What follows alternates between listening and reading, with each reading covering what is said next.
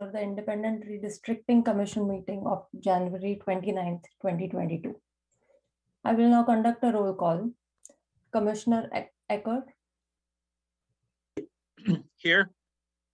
Commissioner Morris,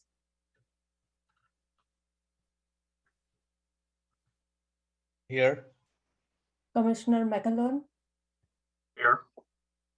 Commissioner Jensen, Here. Vice Chair Agarwal, Here. Commissioner Baldwin, Here. Alternate Commissioner Hogg,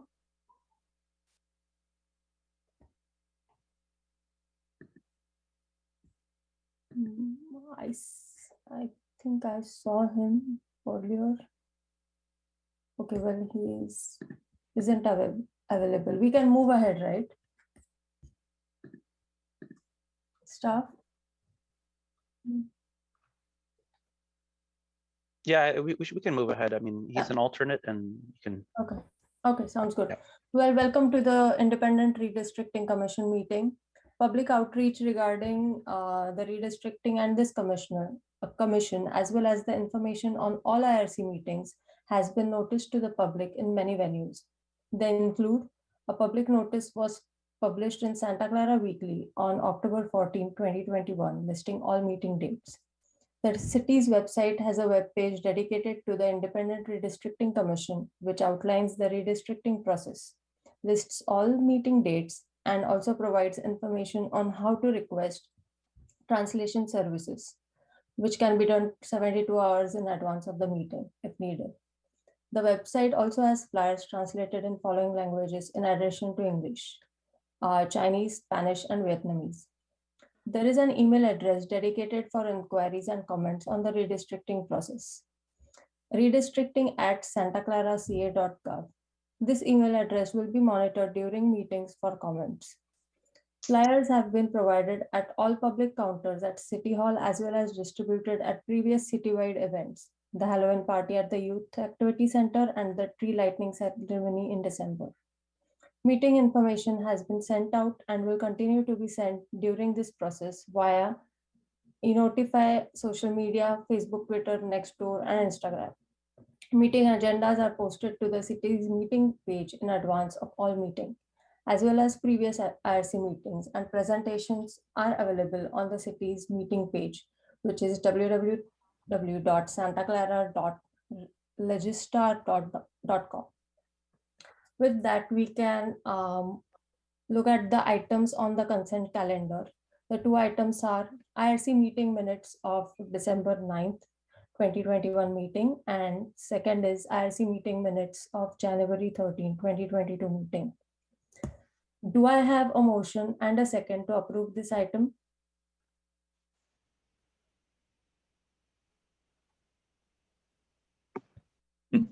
Do I have a motion and second to approve meeting minutes of December 9th and January 13th? So moved. Can I have a second? I second it. Great. This is Elizabeth. I'll do the roll call vote, but I'm sorry, when you say your name, I'm not always sure who it is. Commissioner Aker, you made the motion. Who was made the second? This is me, Commissioner Baldwin. Thank you. So the motion is to approve the two sets of meeting minutes on the consent calendar. Chair Marashi, Aye. Commissioner Aker, Aye. Commissioner Morris, Yes. Commissioner McElhern Jr., Yes. Commissioner Jensen, Yes. Vice Chair Agarwal, Yes. David Baldwin. Yes. Thank you. The motion passes unanimously. Great. Thank you, Elizabeth. We can move on to the public presentations of this meeting. This part of the meeting is reserved for persons to address the council or authorities on any matter on the agenda that is within the subject matter of jurisdiction of city or authorities. The law does not permit action on or extended discussion of any item not on agenda except under special circumstances. The governing body or staff may briefly respond to statements made or questions posed. An appropriate body may request staff to report back at a subsequent meeting. As a reminder, comments can be emailed to redistricting@santaclaraca.gov. If any member of the public would like to make comments, please raise your hand in Zoom. Staff, do we have any members of the public who wants to speak? Chair, no, we do not have any hands raised and there are no comments in the redistricting mailbox. Well, okay, we can move on to the general business. We have 7 items today. Our first item is demographers review on redistricting criteria, provide a recap of previously presented draft plans. Demographers, do you want to provide your presentation?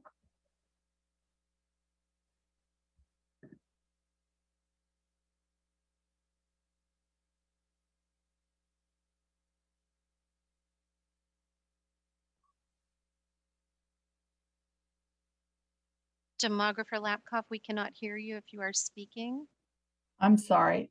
This is Jean Gobele. I prematurely shared my screen.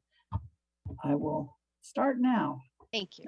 Now, quite a bit of this overview was intended to be shown if members of the public were here. And could you check again whether there are any members of the public? Because if not, I can really hurry through this so we can get on to the mapping. We do have members of the public attending. This meeting is Alright. available on channel 15, Okay. live on YouTube, as well as we have attendees in Zoom. Okay, well, it's important then that I go through this whole PowerPoint because this PowerPoint focuses on the criteria and laws that we need to know about in order to do a good job of redistricting. Our agenda today is I'll talk briefly about the reasons to redistrict and the legal requirements, and I'll discuss communities of interest because this is one of the very most important criteria among the whole list. You saw last time we met on the 13th, Plan 1, which we then were calling Plan A, but we renumbered the plans. Plan 1.1, that was the old Plan B, and Plan 3, I think it's actually Plan 2, which is the old public Plan 1. So anyway, I'm sorry, that's a mistake in the PowerPoints. I'll fix it. So we've renumbered the plans consecutively, starting with 1. And the only, we have at the end a plan or 2 that have modifications, and they're called whatever it is, 0.1 and point. So we'll get to that when the time is right. There are also, for the second item, 3 on the agenda, are all of the new plans submitted by members of the public and commissioners. We're also set up to do live mapping so that if you wanted to see any modifications of any one of the plans, we can do it. The caveat is that our mapping software is always pretty slow when we Zoom. So you'll need to be patient. Also, the internet connection for Robin, our GIS specialist, who will be doing the live mapping is not very good right now. So we'll do the best we can with that, but just a warning. And at the end, we hope you'll give us some directions so that we can proceed through the rest of the process. Every 10 years, cities like Santa Clara need to go through a redistricting process. And the main reason for this is to equalize each election district's total populations using the new census data. So for this round of redistricting, we're using Census 2020 data. Before we used Census 2010 when we were doing the districting. There are important federal and state laws to follow, and the deadline for plan adoption is April 17th. These new council districts will be in effect until the next set of census data are released in 2031. And no matter what you decide and the city adopts, incumbents will complete their terms of office even if they no longer live in the council district they were elected to represent. Now, the legal guidelines start with federal law. The very most important requirement, which I mentioned briefly, is the federal requirement for population equality. This is equal representation under the law in the 14th Amendment of the US Constitution. Then we have the Voting Rights Act of 1965 as amended and interpreted by the courts. We also, in a separate Supreme Court decision or decisions, cannot do racial gerrymandering, that is, create odd-shaped council districts that are designed primarily to maximize the voting impact of groups that are protected by the Federal Voting Rights Act. And those protected groups are essentially everyone except non-Hispanic whites. The groups protected under the Federal Voting Rights Act are groups that historically perhaps did not have equal access to registering and voting. The California Fair Maps Act, which was just passed in 2019, as well as amended by a new law in 2020, established definite redistricting criteria in order, and these require public outreach.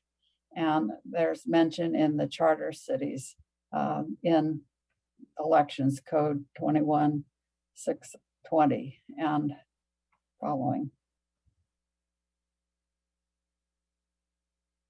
Here are the Fair Maps Act criteria in order of priority that we have to use during plan drawing. First is federal law, and second is geographical contiguity. That means any election district has to be contiguous. That is, there can't be any islands inside of districts, and there can't be even just one point of contact that keeps two pieces of an election district together. They have to be contiguous. And communities of interest are third. These communities of interest include many different kinds of categories, but especially communities of protected groups under those protected groups under the Federal Voting Rights Act. Boundaries need to be easily identifiable and understood, and they need to be compact to the extent possible. And there can't be any political party considerations or considerations of possible candidacy for the future elections. Now, communities of interest include recognized neighborhoods, and for the first time, we have next door neighborhoods that give us borders or boundaries for communities of interest, a kind of community of interest in your city. We've heard from you commissioners, or at least one of you, that these Fair Maps Act, these recognized neighborhoods, next door neighborhoods are fairly well recognized in your city. Then we have living standards, socioeconomic characteristics, and then finally areas with common needs and priorities, especially those that are typically addressed by the city, not something that the federal government would provide or the county would provide, but things that the city council directly decides about. So just for your reference, here's the old Plan A. The map is still labeled Plan A, and it consists entirely of pieces. It was an illustrative map just to show you one possibility. The current council districts are color shaded in the background, and they are showing just the pieces with the dash boundaries and numbers, and the current council districts with the black lines and color shading. Well, the pieces are color shaded, sorry. Here's Plan 3, which used to be Public Plan 1. More about that than the other plans later. Do we have any questions or concerns before we proceed to look at maps?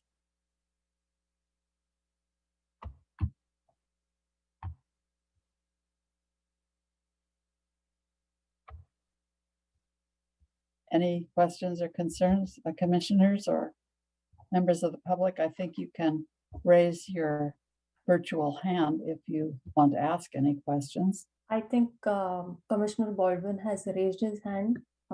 Commissioner Baldwin, do you want to ask your question?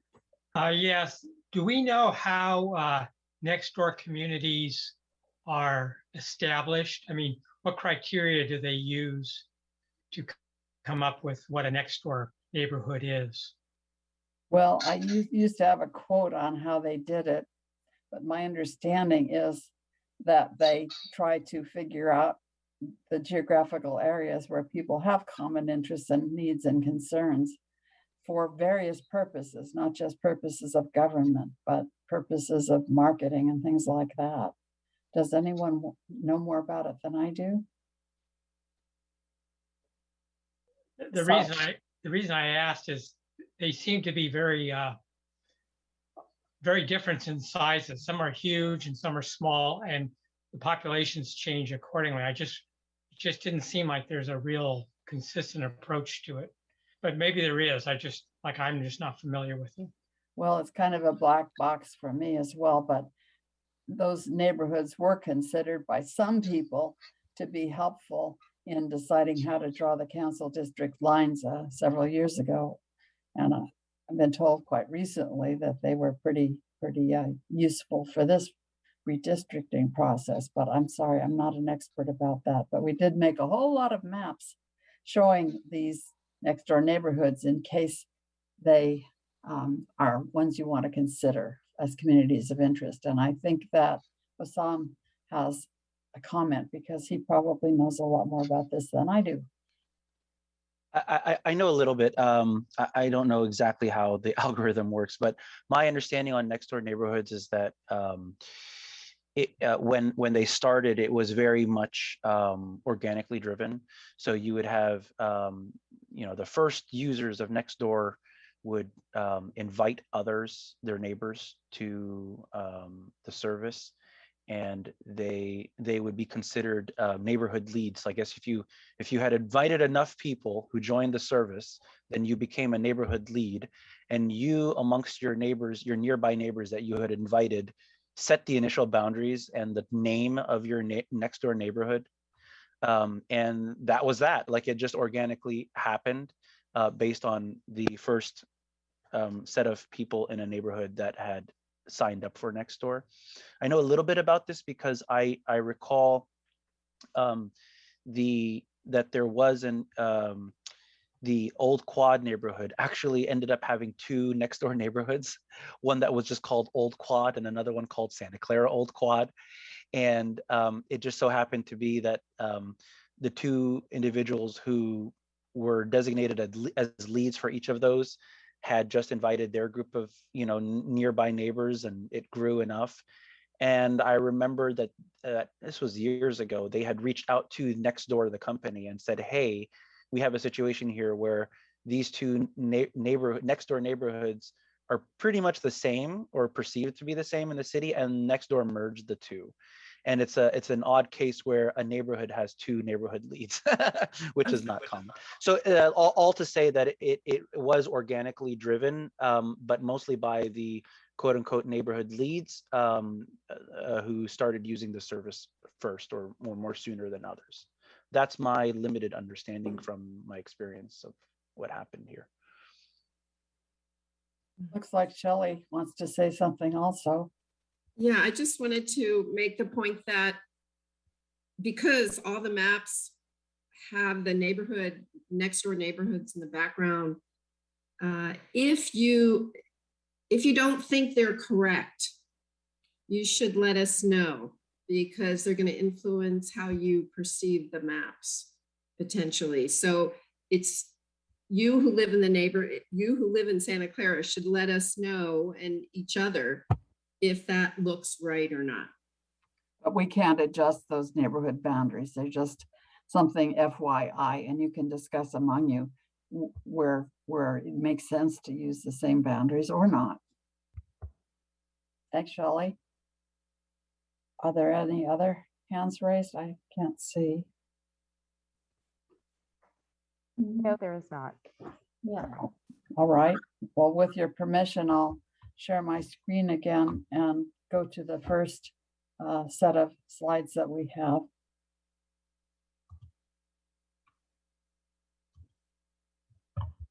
And I have to find the right one.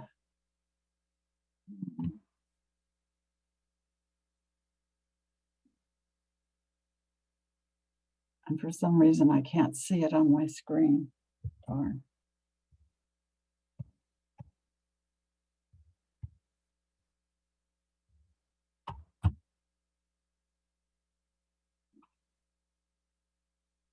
This is weird. I have them turned on in PowerPoint, but I can't see them on my share screen thing.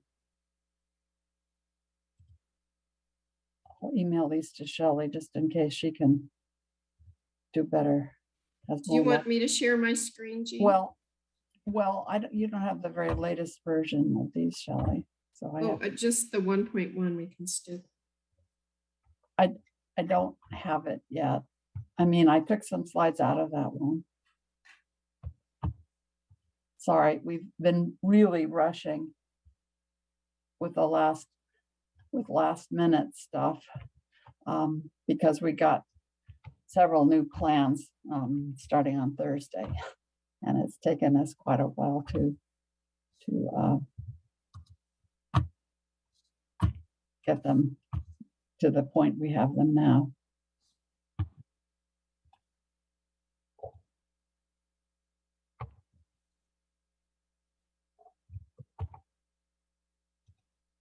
If any of you have started looking at the plans yet that you got over the last several days, most recently, late yesterday, you can start formulating them.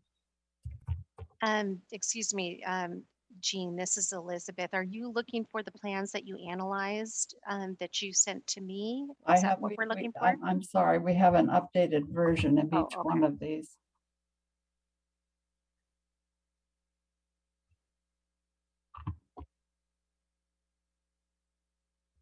If it would help you, Dr. Gobele, you can also email it to any one of us or city staff, and we can share our screen as well. Okay, I'm sorry. Is there anything else you could cover now? I don't know if you can take agenda items out of order. Actually, this is Rena Brio. I would find it a little bit helpful to talk about the schedule if that's possible, because it does kind of inform your mindset for today. Yeah, I think that would be great. So we are covering agenda item 6, right? So Rina will be talking about schedule for map adoption.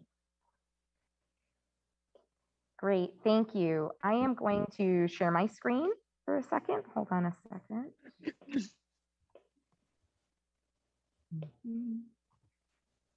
Okay.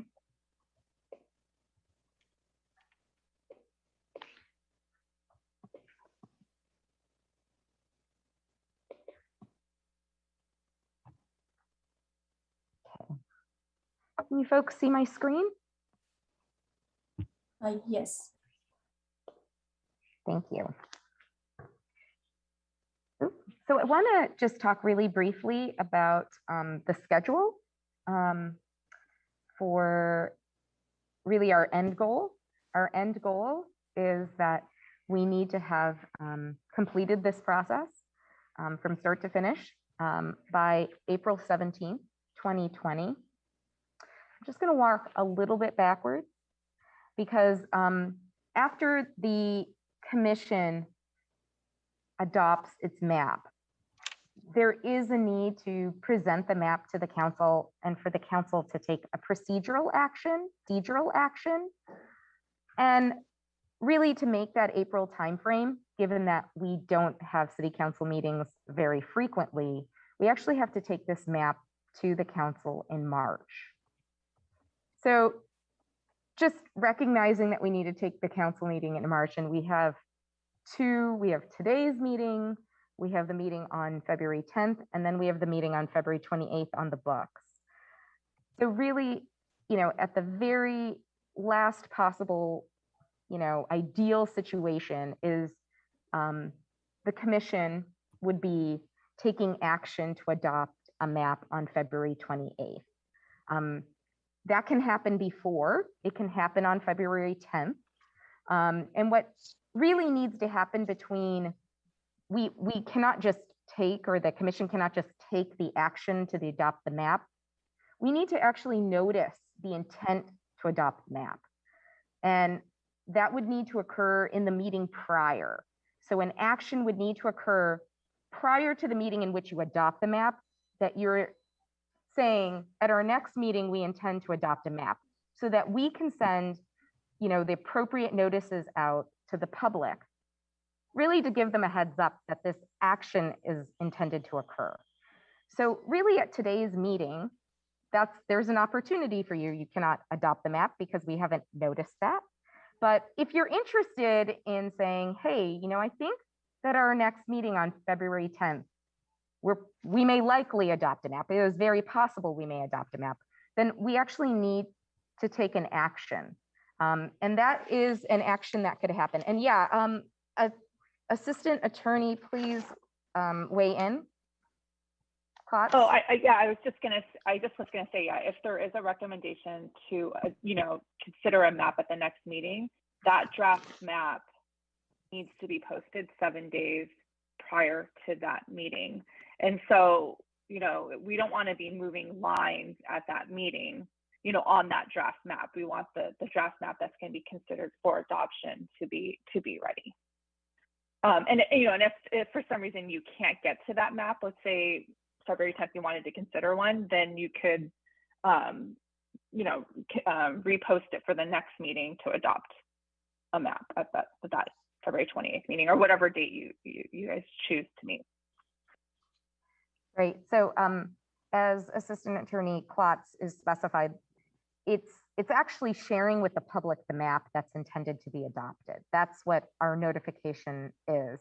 And so if that changes, then we do need to notify the public of what that map is going to be. So today's meeting, certainly you can deliberate, certainly you can decide to take an action to notify the public about a map, giving actual feedback on the map you intend to adopt. I would say definitely if that doesn't happen today, we're not in a concern of a schedule, but it really, February 10th is, it's leading us to that important critical date of needing to complete this process. So I wanted to let the commissioners know kind of where we stand. Are there questions about this?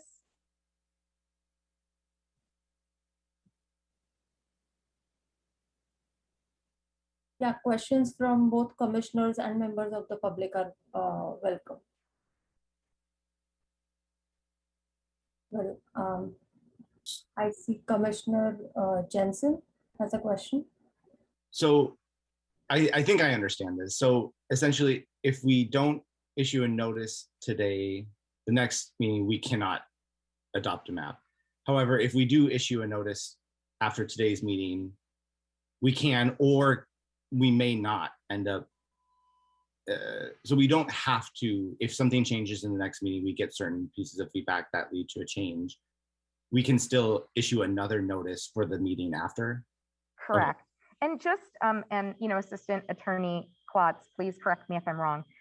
The notice really is sharing that map that is intended to be adopted.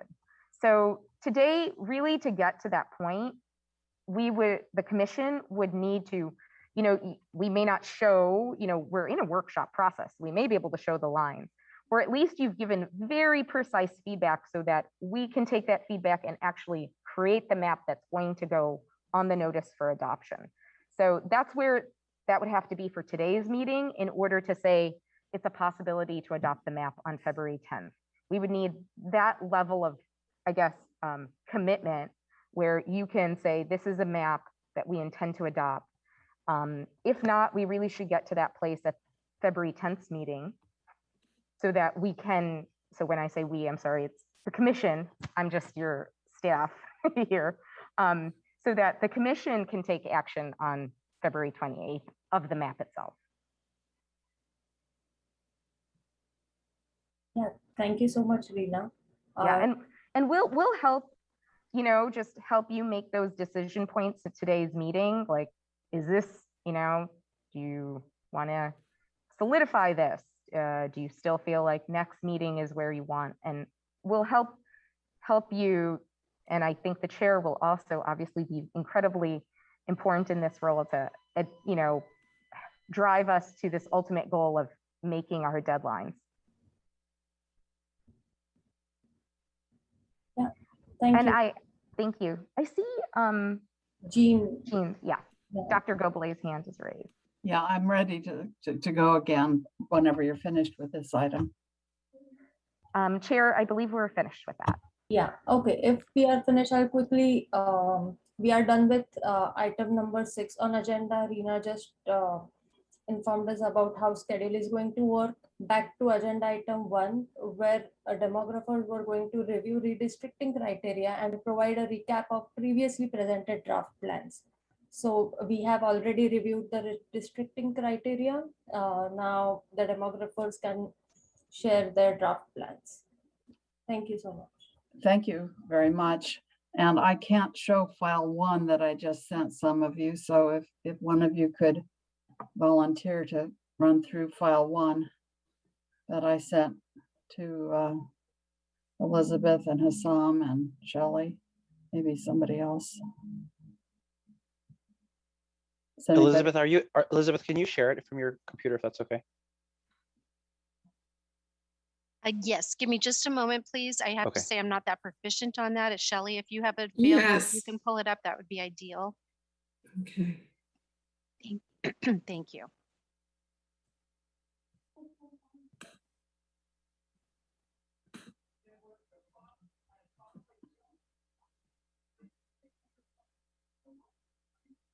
Jean, did you want to go through Yes. this? Yes. Or just let me know when you want me to Yes, advance. I will, sure. And this is sort of background material, and it really, these files are interchangeable, but in the end, you'll see everything you need to. So in this set of PDF images, we have race ethnic maps that we thought would help you, because at the last meeting, you started talking about where there are concentrations of members of protected groups in your city, especially Latinx, but we also have Asian and all of the other major groups that the Census Bureau provides. And then we have a first plan comparison, but it doesn't have all of the material in it that you'll see in a different one, different set of images. Next, Shelley. This shows in each piece the total population, and that's the size of the circle or the pie. And each pie slice is a different color that indicates what race ethnic group it is. And so the turquoise that Shelley is showing us is non-Hispanic Asians. So you can see in the northern part of the city, in the newer part of the city, there are many Asians, which you know already, and you can see that where there are Asian majorities or significant population shares in other parts of the city. The fact that we have so many different sizes of pie emphasizes the fact that, as we've said before, these pieces were not intended to be equal in population, but they were intended to help you think about how to put pieces together to, at least if you want to, consider race ethnic concentrations. Next, Shelley.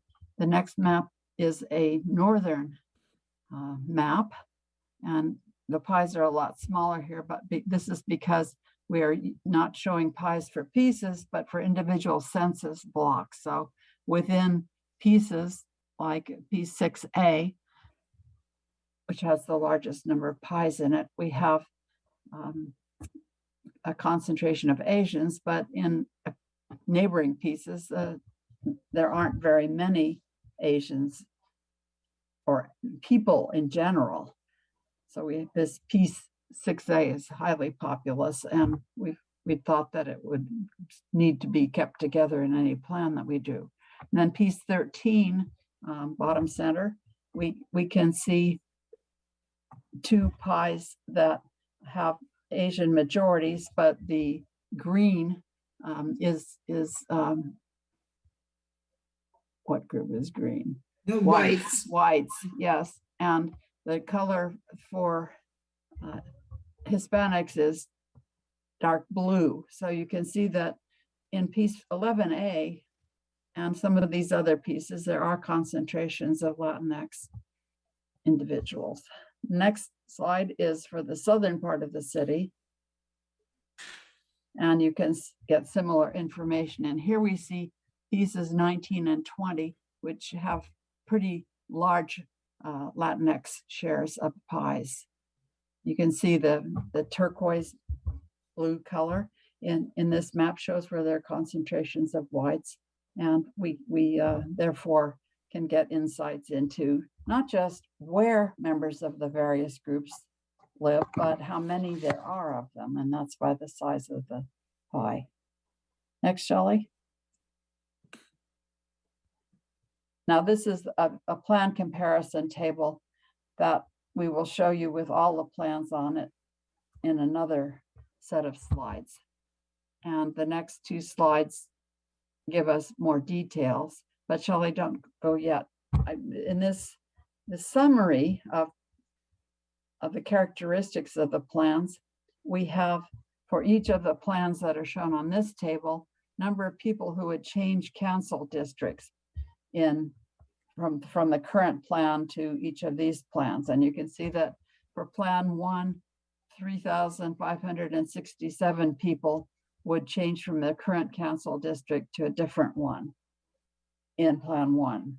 And then just to the right of that, in the second or third column is that's all just 3% of the city's total population. So that's a fairly small number of people changing council districts if this plan were adopted. Then the pink shading shows the number of people who would need to wait 6 years before voting again. And there's more detail on this later. And then the green column shows the number who would vote again in 2 years, and the right-hand column shows plan deviation. So back to the pink column, in plan 1, 1,638 people would have to wait 6 years before they get to vote for a city council member again. And plan 2 and plans 2 and 5 have the largest numbers of people that would need to wait 6 years. And then in the green column, in plan 2, 11,147 people would vote early, so to speak. So this is useful information, we think, in evaluating plans. These certainly aren't the only criteria you'd want to use, but this is, we think, useful information. So next slide, Shelley. This is a detailed information about which people would change from which district to another. So in the first column on the table, there's a next election series of numbers for each plan. And then just under, there's a row called next election equals up above where your hand is, Shelley. Yeah, there, that row shows when the next election for the district is. And this is how I figured out how many people would need to wait 6 years or just 2 years. So for example, for District 1 in Plan 1, all 19,681 people would stay in Council District 1 in this plan. And there aren't any people who would be assigned to a different council district in Plan 1. For Council District 2, which is up for re-election this year, 1,638 people would have to wait an additional 2 years before they vote for their council district member. And then Plan 3 does not have any people changing districts, and Plan 4 has most people staying in District 4. And then to the right of that, there's 1,109 people who would move from election District 4 to 5, there are 1,109 of them. This number is not highlighted because these people would have the usual 4 years between each election. So this may take a little while to figure out, but the gray shaded cells are people who stay in the same council district in each of these charts. The pink shading indicates number of people who would wait 6 years between elections, and green shading is people who would get to vote again in 2 years. So if you zoom out again, Shelley. All right, can Yeah, down below in Plan 2, this is where we have 11,147 people voting early. That is after only 2 years rather than after 4. And the pink cells all show people who would have to wait 6 years to elect. So the gray cells again on the main diagonal of this cross tabulation are people who would stay in the same council district and not have the election cycle disrupted or changed under this plan. The top row to the right of where it says Plan 2, for example, we have these summary numbers that are also on that summary table that was in the slide before this. And the total numbers who have to wait 6 years, and in pink over to the right, Shelley, and the number of total people who would vote again in 2 years. And you can see where those are specifically on the table. I hope that even though it takes a while to figure this out, that this is helpful to you. Next slide, please. And this shows for plans 3 through 6 the same information. So I won't go how to read these tables, but we have another additional set of table like this in an upcoming set of slides that we'll show you. This is the last slide in this particular deck. Does anyone have any questions about this?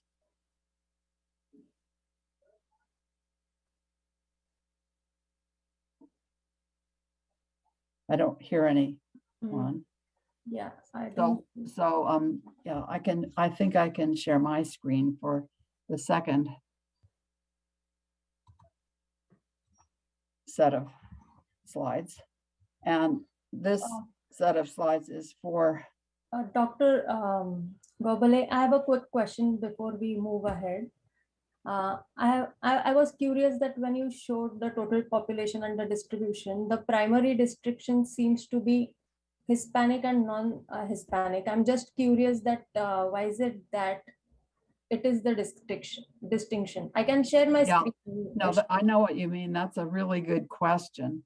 And the reason is that the Census Bureau doesn't count Latinx people, Hispanics, Latinos as a race. They call it an ethnicity. And all the members of other groups are non-Hispanic. So we have, on the one hand, Hispanics, and that's just one category of people. And then separate from that, we have all of the other race ethnic categories that are all non-Hispanic.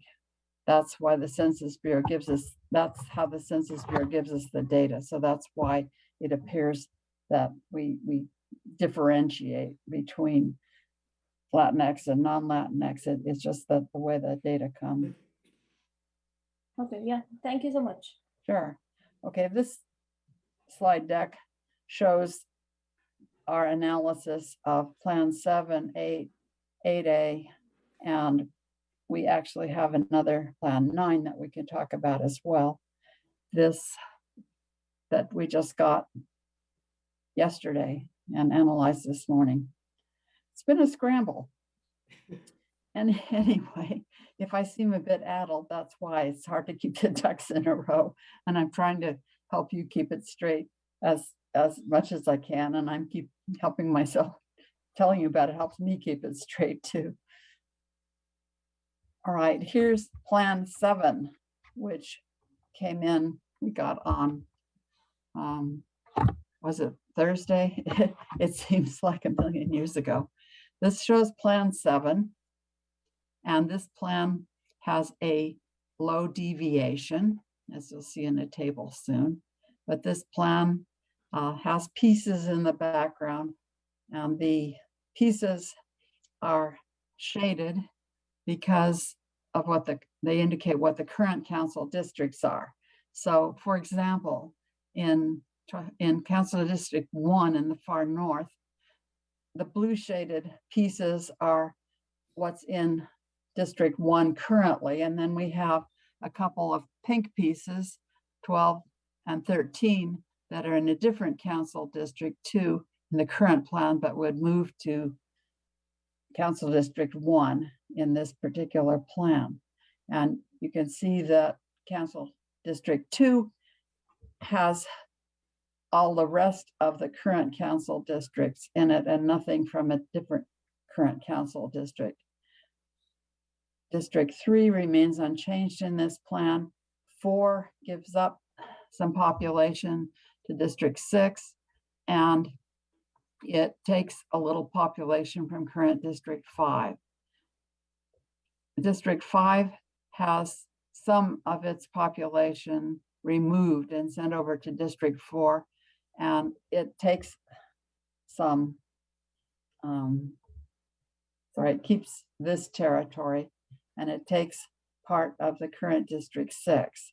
So there are significant pieces of territory being moved around in this plan from the current to the council districts in Plan 7.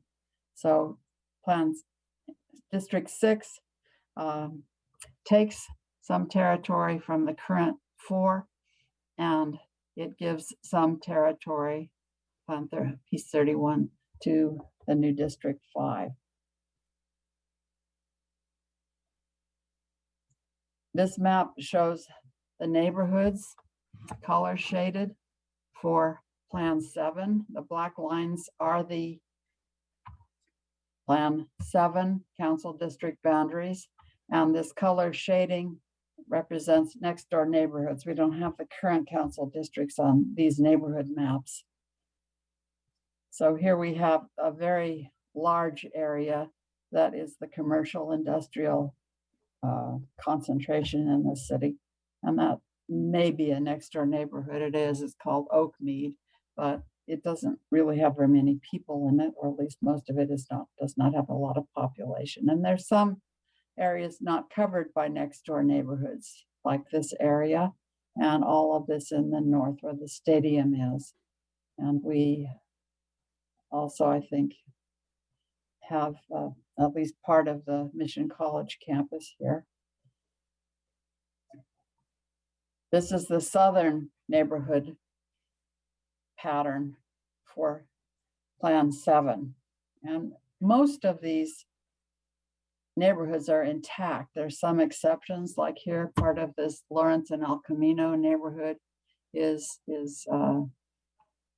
cut off from the main part of the neighborhood and put in District 4. These, we can't draw plans that follow neighborhood boundaries, but you can just look for examples where neighborhoods are split, like this neighborhood's called Santa Clara, but it's split here by Plan 7.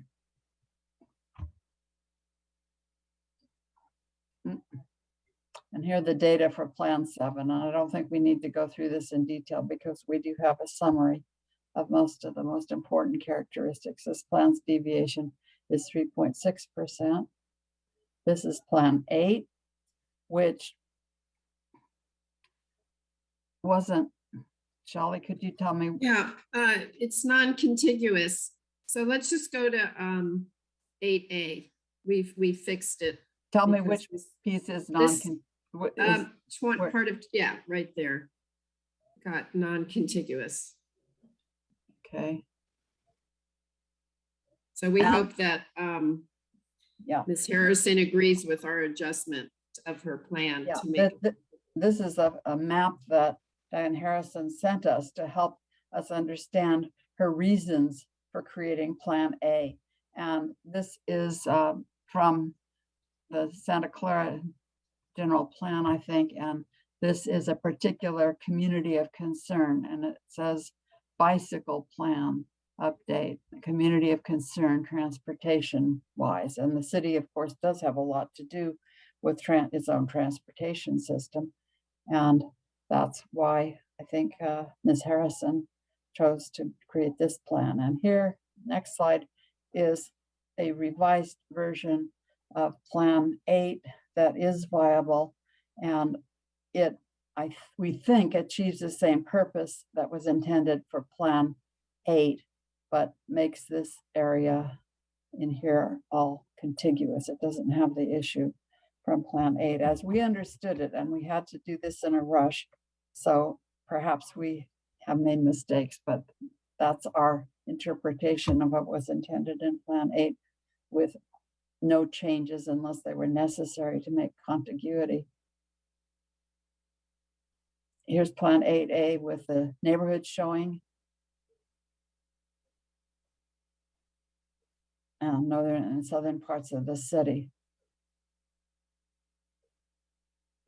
And you should have received this yesterday, I think, this particular PDF file. Commissioner should have received yesterday. And this is the detailed data for Plan 8A, deviation 9.3%. And this is what we compiled. This started with the table we showed you before, which ended with Plan 6, and here are Plan 7 and 8A added at the bottom. So we have in Plan 7, 9% of the city's population changing council districts. Under this plan, and 1,638 people would vote again in 2 years, and nobody would have to wait 6 years before voting again. Plan 8A, 24% of the city's population would change council districts, and almost 8,000 people would have to wait 6 years before voting again, and 4,251 people would vote again in 2 years. We have, following that, the same detailed crosstabs that you saw before. And this again is summarized in the previous page. So here we have Plan 7 and 8A. And we also just got Plan 9, which Chair Mirashi submitted to us. And we were able to map it, but not with the neighborhoods showing. Or maybe, Robin, you did a map of this showing neighborhoods. Is that right, Robin? I think you did. Yes, we did do that. Just hot before. Off the press. Yeah. So we can screen share that if you want to, but this we didn't get to put it in this PDF file. Well, Jean, maybe you could go and describe these boundaries looking at the overview map. Well, I think it might be better for Chair Mirashi to explain her plan to us, don't you? Yeah, sure. I'd like to do that. The biggest change, can I share my screen if that's all right? Yeah, sure. Okay, just give me a moment.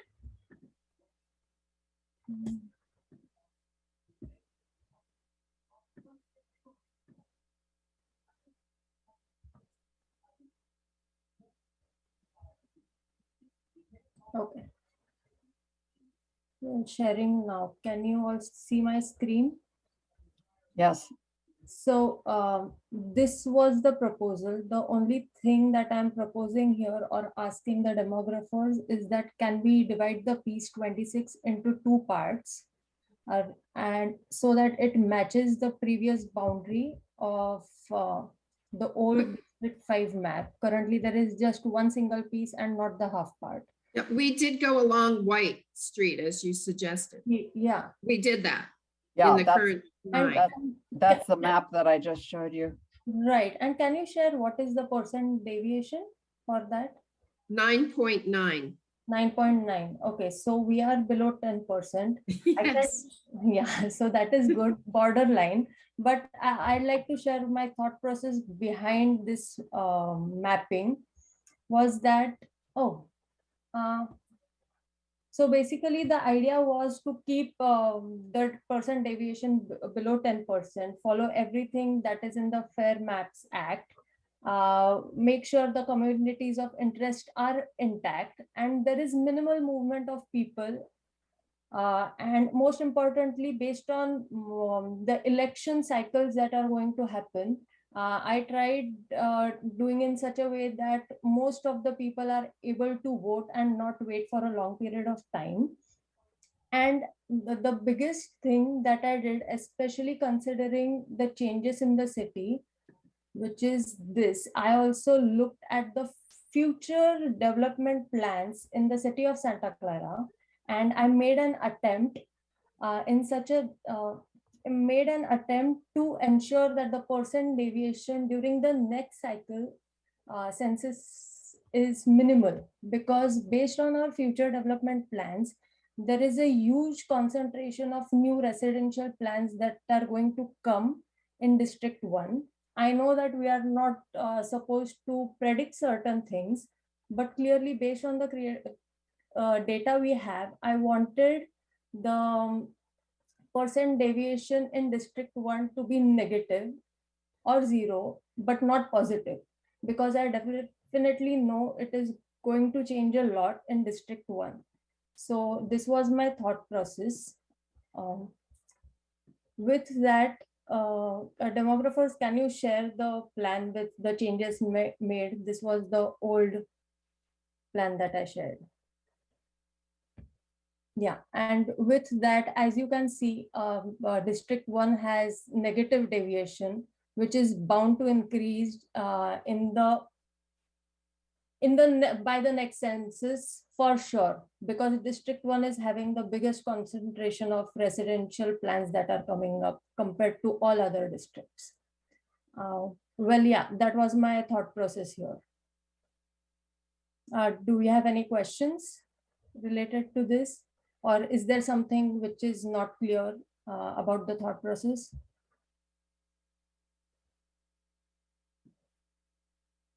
Commissioner Baldwin? Yes, I came to that same conclusion that you did about the population shifts being mostly north of the railroad tracks. And the one that has, the piece that has the biggest proposed increase based on that map that you showed, the development map, was piece number 4, which if you look at your map, that's in now, if we adopted your map, it would be District 2. And sorry to interrupt. As we are speaking about specific maps, do we want to share the screen so that members of the public understand what exactly is being talked about? Good idea.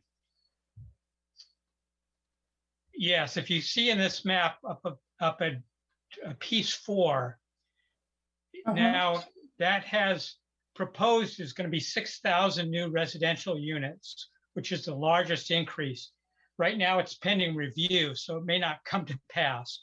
But if it does, that will make District 2, which is already 5.9%, that'll make it a hugely out of balance with that plus or minus 10%. Just a minute. Now that I'm looking at this map and my proposal, demographers, can you cross-check? Because I tried to include number 4 piece in District 2 and not in District 1. Yes, that's what I mean, though. District 4 is going to have a huge amount of increase in population, and that's going to be in District 2 under this map, which is already 5.9% of the population. Just to clarify, Commissioner Baldwin, you're mentioning District 2 or Piece 2, because if we are talking about District 2, it is at the District 4, it is at the bottom, but if we are talking about this Piece 4, it is in District 1. I think that we could change this plan because to put piece 4 in District 1, because this area is very lightly populated. So this piece could be in District 2 if you wanted to. And Robin could show that to you during live mapping if you want. Then if you, yes, but there's also other, I agree, that would be one solution to that. But then also District 12 is going to have, under construction right now, there's quite a few units. It's, let me get the exact number, but it's 1,544 units in District 12 that are under construction right now. And so that's going to make District 2 jump from 5.9% to I don't know what, but it'll be a huge increase. So you're right, you could take care of that issue of piece 4 by making it into piece 1, but you'd still be, I think District 2 is going to have problems because a lot of the growth is going to be north of the railroad tracks and south of 101.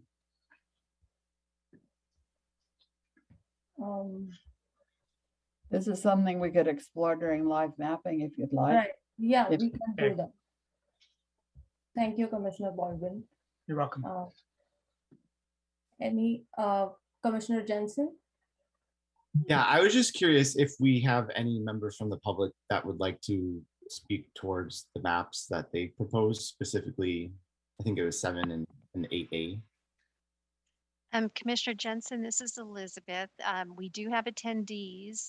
If any of the attendees do want to speak, please raise your hands. Right now, we don't have any hands raised. Let's give them a minute. I do see 2 people as attendees who may have submitted maps. No hands raised and no emails in the redistricting email box. We do have one more set of maps to show you in file 3, which somebody else will have to share when we're ready to go to it.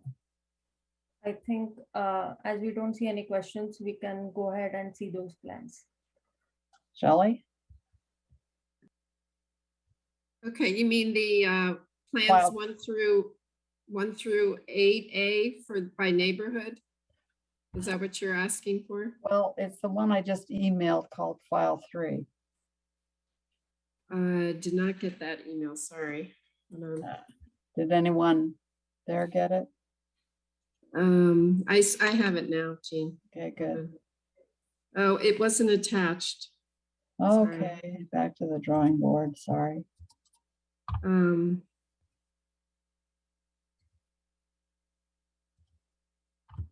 so sorry, everybody.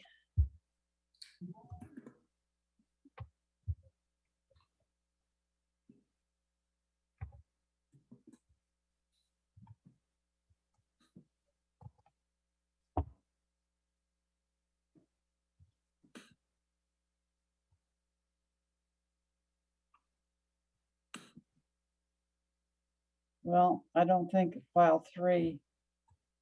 I think file 3 is the same as one of the files we had already. So what's missing, Shelley? The file that has the earlier plans in it. Yes, just the 1 through 8A for the neighborhoods. I think it's a very interesting file to show. Is that what you'd like me to do now? Can do that. Yeah, I'm sorry. And there may be some that you want to skip that aren't relevant anymore, but that's okay. We just tell me what to skip. So what this would be is going through plans 1 through 8A by neighborhood. Would that be useful to the commission to get a review of that? We have 2 maps for each plan, a northern detail and a southern detail. Yeah, that would be helpful. Okay. So here's plan 1. This was a minimal change plan. And Jean, would you like to go over these? Would you like me to? Fine. Well, plan 1, I mean, District 1 and plan 1 includes all that area with a anticipated population growth, a large amount of anticipated population growth. It goes southward. Can you zoom out a little so we can see how far south District 1 goes, shall we? That's the end of the map. Oh, so okay, We can okay. go. Well, yeah, the southern map then. In any event, that might be an issue. If you do want to try to take future population growth into account, which is a bit speculative, and our experience with when housing growth is going to happen and when the houses will be occupied suggests that at least we aren't very good at predicting when people will live there. But go ahead, Shelley, next slide. You can see the southern part of the plan. And again, we have good lines that keep a lot of the neighborhoods intact, but some of them not, like I showed you in the previous set of maps, like where Shelley's showing along Lawrence Expressway and El Camino, Lawrence and El Camino, and Old Santa Clara, Old Quad is over on the right, Shelley, right center pink, is somewhat divided. The northernmost part of that is in Council District 2 rather than 5. But it uses 82. So there's, in general, there's sometimes a trade-off between using major roads and very identifiable boundaries and splitting the neighborhoods. The trouble is in that particular area, Highway 82, which does divide a neighborhood, definitely, I think, but maybe I'm wrong. So that part of Santa Clara Old Quad that's north of the Alameda in District 2 maybe should be with the rest of the Santa Clara Old Quad. I don't know, commissioners, you can decide about that. But sometimes that sort of adjustment is possible without upsetting the characteristics of a plan. And that's why we have the live mapping session, in case something that is very important to you to keep a neighborhood or an area, not necessarily these neighborhoods, but an area that you think needs to stay together, keep those intact. I want to say several of the plans are similar to this. Yes. Where it's a minimal change. Mm-hmm. Yeah. So this was a minimal change plan, even though we still needed to make a number of changes to balance populations. Better go on, Shelley. There are a lot more slides here. And then I think you want to skip this plan, right, Jean? Yeah, yes. Yeah, that was just to illustrate how you could adjust a pieces plan to by shifting blocks, and you know about that already. So here's plan 2 with a very different configuration of District 1. And 2, yes. And again, District 2 gets all of the proposed population growth that we were just talking about, both north and south of Highway 101 over in the west. Go ahead, Shelley. So here's the southern boundary of Plan 2. And this one takes a different part of Santa Clara Old Quad out of 2 and puts it in 5, that pink area there, yes. So it also has a different configuration of 3. Most of the configurations of 3 are similar, but this is one that's a little different. And 4 is takes in this little piece that is normally in 3. Or in most other plans and in the current one. So this plan is a little oddly shaped here. Some of these districts are less compact than the minimal change plans. But they may be motivated by other reasons. Next slide. Plan 3. I think this is also a fairly minimal change plan. Okay. District 1. So again, that Montague neighborhood's being split between 1 and 2. That's the orangey colored one. Yeah. But because of the population distribution in the north, we sometimes do have to split neighborhoods because of the need to balance populations. Okay, better go ahead, Shelley. We've got a lot more maps. This deck. So this has the usual District 3, which is, I believe, same as the current. Has a very compact District 4. 2 comes down. This is Old Quad is split as usual. Down to the Alameda. That's the Alameda. Mhm. Highway 82. And again, we can adjust this if you all want. Or anything else. Yeah, or anything else. But we better get on because the live mapping is going to not be very fast process. Because Excuse me, this is Elizabeth. Chair, we do have a member of the public with their hand raised. I don't know if you want to wait until the end of this presentation or if you'd like to have them speak now. it's fine with me if you do now, but Chair, you decide, please. Yeah, we can ask her, is it relevant to this or can it wait? Hi, Dan. Would you like to speak now or can your question wait till the end of this presentation? Perhaps it could wait till the live mapping session if it's about a particular change you'd like to propose. Ms. Hello, can you hear Harrison? me? Yes, Diane Harrison, member of the public. I just Go wanted ahead. to say that I've been looking at the spreadsheet for my map 8, which I submitted on Wednesday. And I don't see any discontiguity, and it was a 5.5% deviation. So I'm not sure what happened, but Yeah, it's because 26 and 33, your 33 used an older version and 33 and 26 are Oh. now combined as, it was 33, that got, so we just took 33 and made it into, we moved 33 so that it was contiguous. okay, that's the problem. Then I have to look at the new pieces. Okay, thank you. Sure. Shall we go Okay. on? Yes, Plan 4. So Montague neighborhood is not divided in this plan. And one takes in sort of the lightly populated area here.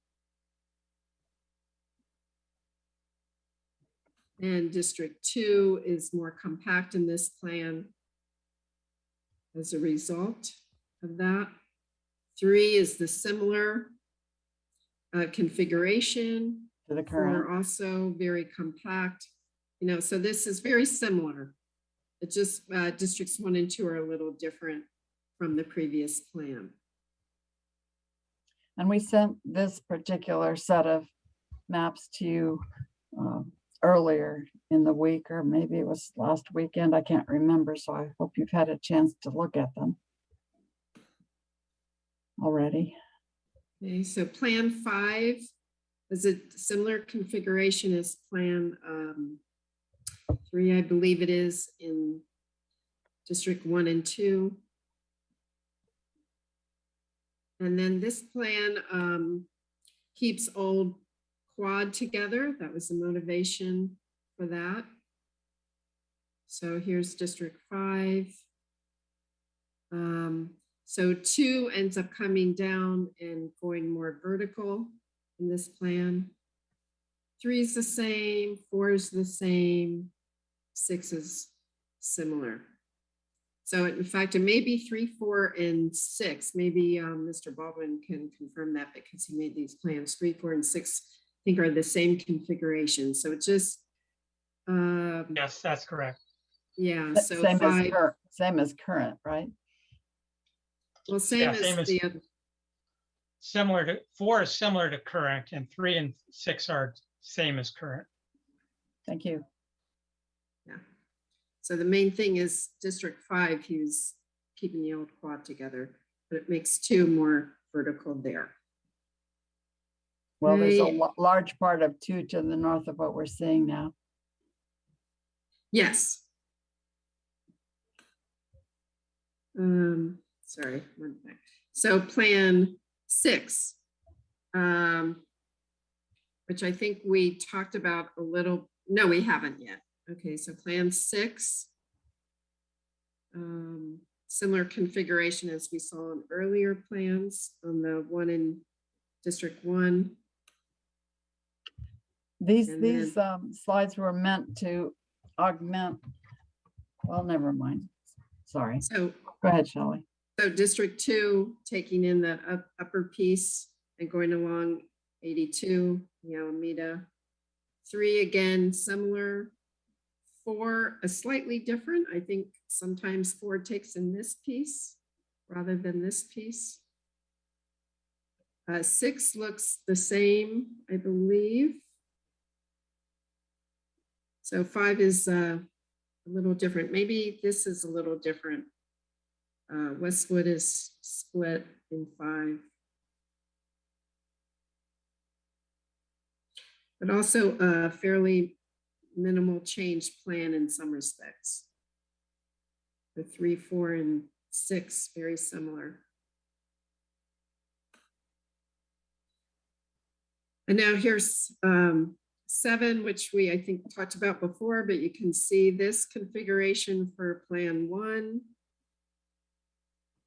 And that has 7, a lot of housing growth in the one in this version. right. And the Montague neighborhood, if that's important, oops, stays intact. Stays intact. So District 2, again, taking that Montague neighborhood and going along 82. So you can see a lot of these plans are similar. And I think in the discussion, it would be helpful to know what things you like about the various plans so we can start narrowing it down. 4 is a little different here, and it takes more of this area here. That was in District 5 normally. So then we have a different configuration of 6 coming down like that, and 5. We talked to, again, we'd shown this a little earlier. 6. Now here is a recent plan by Ms. Harrison. This is the motivation for Plan 8. 8A, we're going to show. 8 and 8A. Here's 8A, which we configured to avoid, to keep the district contiguous. And again, this is perhaps very different than we've been seeing. You can see like 3 is different. Well, that Very 2-3 different shape. boundary is like one of the earlier maps, Shelley, that boundary with a little point sticking up in the green area. Mm-hmm. And maybe this is something that Ms. Harrison later can talk about, the rest of these boundaries. Well, maybe she'd like to talk about it now. Sure, we can check with Diane Harrison. Sure. Okay, I thought I had already lowered my hand, but I guess I hadn't. Well, I was still trying to keep that community of concern together. I was still trying to make one district at least, well, it was 24%, I think, Hispanic, and I got 5.5% deviation, but then that wasn't with this one. So I don't know. I'm trying to figure out exactly what I had and what got changed, because I guess the pieces changed, but I don't see, I looked at the pieces on the website and I don't see them different as you just described. So yeah, I was just trying to play around with it and trying to get the populations the same. And anyway, we could look at that. That's basically that was my goals. Yeah. Okay. It was just that piece 33 you thought could go in 6 and it couldn't, because then it made 4 non-contiguous. So we moved 33 to 4, so it was fully contiguous. Because I think this is roughly what piece 33 was. So when you put it here, it made piece 33 was down here. Oh, you guys, I can't see my finger, but no, I think it was down there below El Camino. Somewhere. No, that was the problem. We later combined 33 and 26. Yeah, so and got rid of 33. I had them in 2 different districts, trying to get the percentage, the populations more or less the same. So I just wanted to comment quickly that those pie chart maps might help when you're intending to respect the Latinx community of interest. And I think now we could I could stop sharing. Maybe Robin could, if she's prepared to share the neighborhood map of Plan 9. I think we have another question, a hand up. Commissioner McElhern, you did one of these plans. Yes. Yeah, I guess I have a question. You know, it was talked about being a community of concern versus a community of interest. And I know that area is primarily industrial. I mean, it's still industrial. It's north of the railroad tracks, south of 101. And as I recall, I don't have the numbers, but it was also, you know, low population throughout most of it, except for the eastern portion. Yeah. So just maybe this part that needs together. How did it become a community of concern, and what does that mean?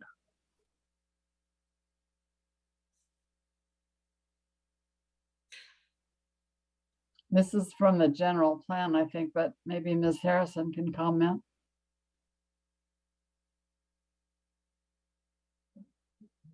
This is Rena Brio. If Ms. Harrison can't comment, I can maybe provide a little context. Okay. Hello? Yeah, that'd be great. I can comment, but I'm not. Can you hear me? Yes. Yes. Oh, okay, sorry. The community of concern, it did not come from us. It did not come from the bike plan. It came from the Metropolitan Transportation Commission. It's the Bay Area wide organization. That's, if you look at it closely and probably in fine print, that is where it comes from. I didn't make it up. This is, yeah, go on, sorry about that, Ms. Harrison. No, it's just pieces 12 through 16 and 20. So in the context of what the community of concern may be, this might be, if you look at the plan, you know, it may actually be in relationship to the access to transportation options, for instance. So I don't know specifically, you know, I just want to have people understand the term of art, communities of concern, is not a term of art being utilized for the purposes of redistricting. It's being utilized for this particular plan and the purpose of this plan. If it's being produced by MTC, it may be in relationship to access to transportation, access. I'm seeing that the bicycle plan is included in this. Those possibly are areas that are not well served by bicycles or by transit. I would intuitively think that that's the case, but I just wanted to clarify that the term is not in relationship to the redistricting. It's more a term that's being utilized for the purpose of whatever this plan is that's being shown here. We need to find out whether this has anything to do with the city council does, because I don't think it's a community in terms of people having shared characteristics to the extent that other, like the next door neighborhoods are, but I don't know much about this. Well, most of the pieces in there are largely Hispanic. I just was figuring that it would be good to have one council member who concentrates on taking into account the issues of the people who are living in the community of concern. That's my overriding factor, that, you know, they get a good representation and they don't get split. That's where I'm coming from. Okay, it sounds like this map has a different purpose. It's more about bicycle. No, it's not. It actually is not. We took that plan from the MTC, we put it into our bike plan to think about it in terms of bicycle stuff. But just because that's where it comes from, I happen to be on the BPAC. Just because that's where it comes from doesn't mean it has anything to do with bicycling particularly. Although the Metropolitan Transportation, yeah, they're involved in transportation, but yeah, Diane, if you share with us maybe where the document was from, we can get a little more context.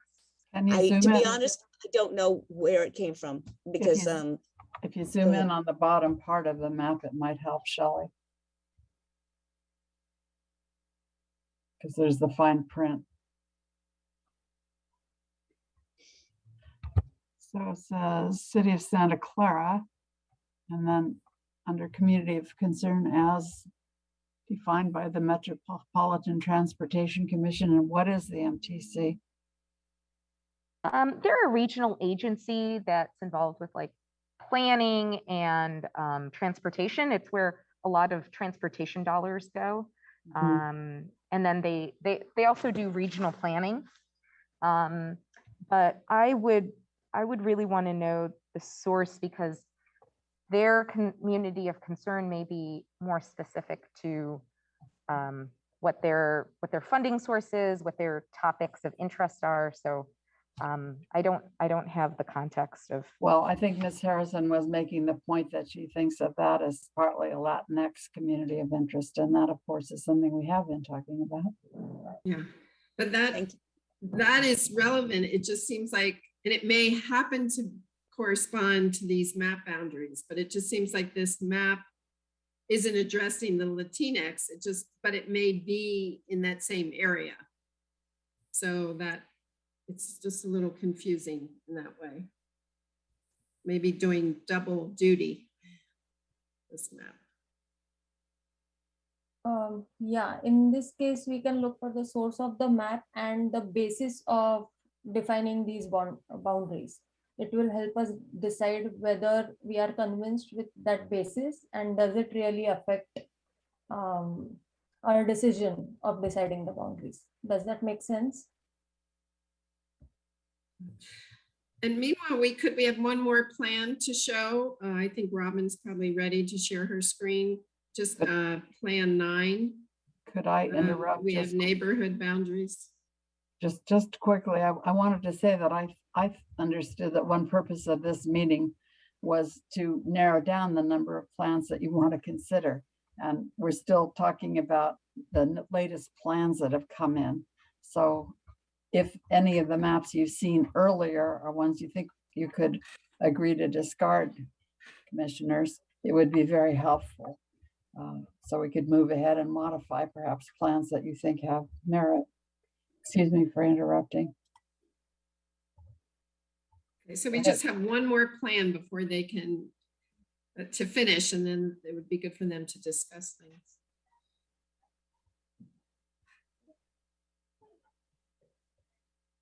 Okay, I've got the Plan 9 North detail with the neighborhoods showing. Does everyone see that? Yes. And this is where the debate was about, or concern about piece 4. Robin, do you know where that is on the left of, yes. Right here. Yeah, so that could be moved back into 1 very easily if people would like to split the, I think, split the new development areas. Okay. And then the southern detail.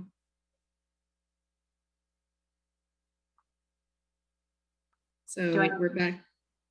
Go ahead, Sean. Well, we're back to District 3 being similar to the other maps that we've seen. A slightly different configuration for 4, where that little piece that's often in 4 is now in 2. Part of that neighborhood. 5, District 5 goes down. It's a little different configuration as well. Taking this area. 6 takes more of the Santa Clara area. And I don't know if Commissioner Marashi wants to comment on her configuration in this area. So you're talking about the 5th, right?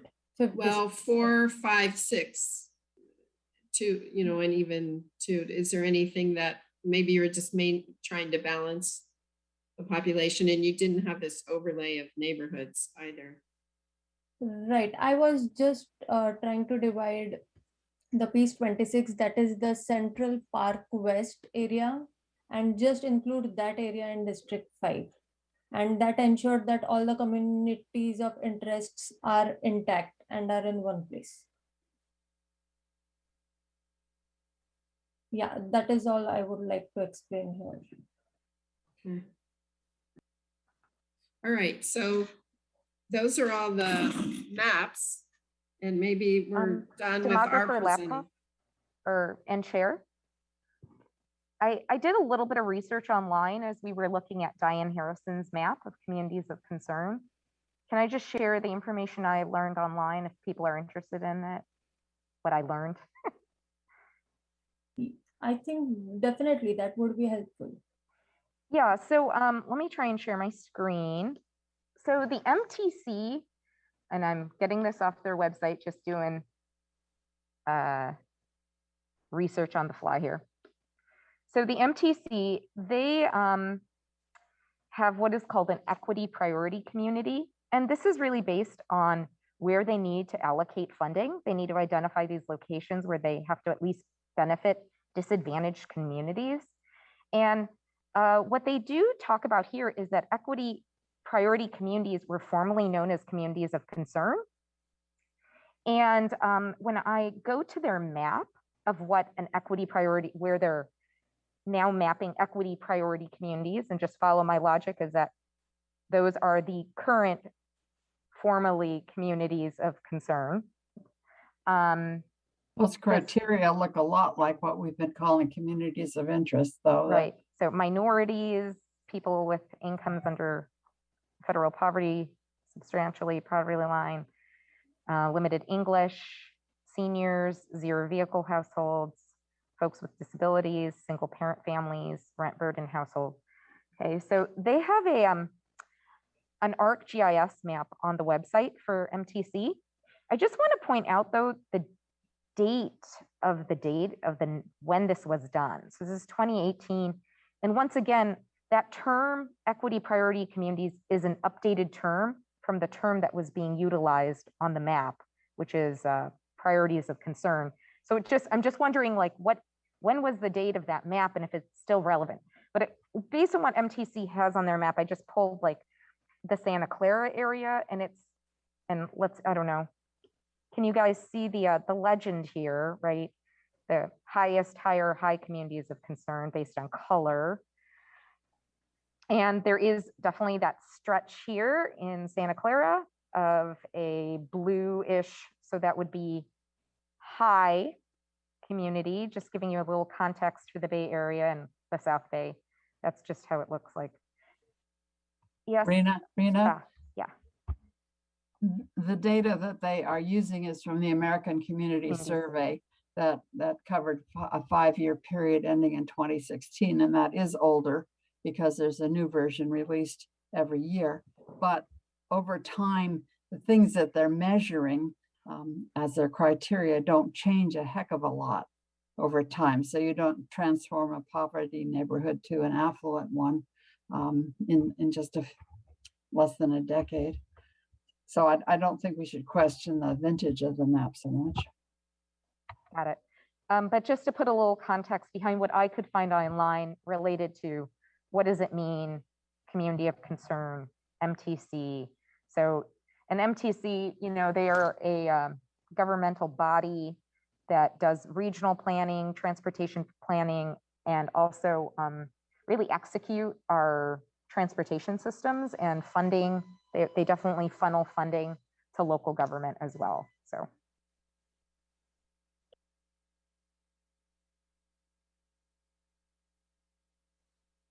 Yeah, thank you, Rena, for that quick research and enlightening us about what exactly it is about. And like demographer Gobole mentioned, it looks quite similar to the community of interests. So my question to commissioners here would be that, do you want to consider communities of concern? Do you think that it is valid to keep that area intact? I personally agree with keeping that intact. Is there anyone who is against it?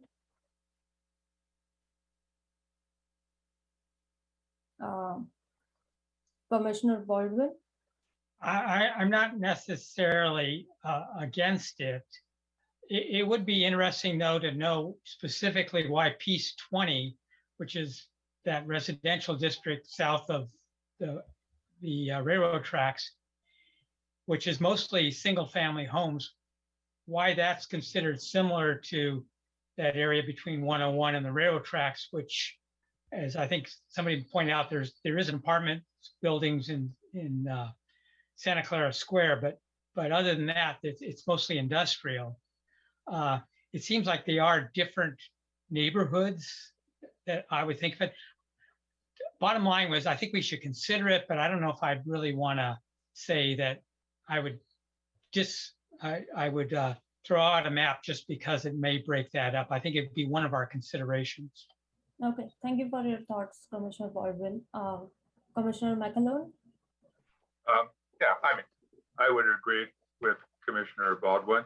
Something to consider, but not necessarily something to maintain. Mm-hmm. Well, yeah, I agree. Commissioner Aker? Commissioner Aker, I see your hand raised. Do you have a comment?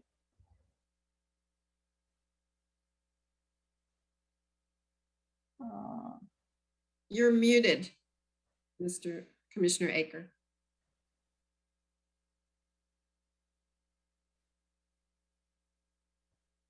Okay. Okay, meanwhile, I think if he's trying to figure out the mic, meanwhile, we can go ahead, and before we work on our live mapping, Okay. Yeah, okay, yeah, Commissioner. Okay, sorry about that. Yeah, I think that we should spend most of our time on making the maps contiguous rather than spending a lot of time on, what is it, the third or fourth most important thing. The most important is make them contiguous.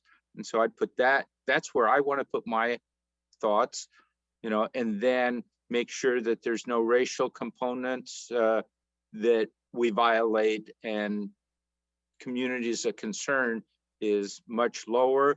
It's something that we should look at after we've decided these are contiguous neighborhoods to see if there's something that we need to reject. So that's my thought on the subject.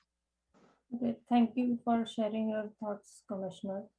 Well, with that, before we move on to live mapping, we can consolidate all the criteria that we want to consider. As we were discussing, I have a proposal about, let me share my screen as I talk about this, about what kind of criteria we can consider. And based on everyone's discussion, we can update this file so that we know what criteria are we going to consider, and all the commissioners are on the same page. So here is my proposal about what we can do as we adopt a new district plan. First is to keep percent deviation below 10% and keep the map contiguous, each district map. Second, keep communities of interest / concern intact. Third is minimize the number of people who will have to wait for 6 years to vote.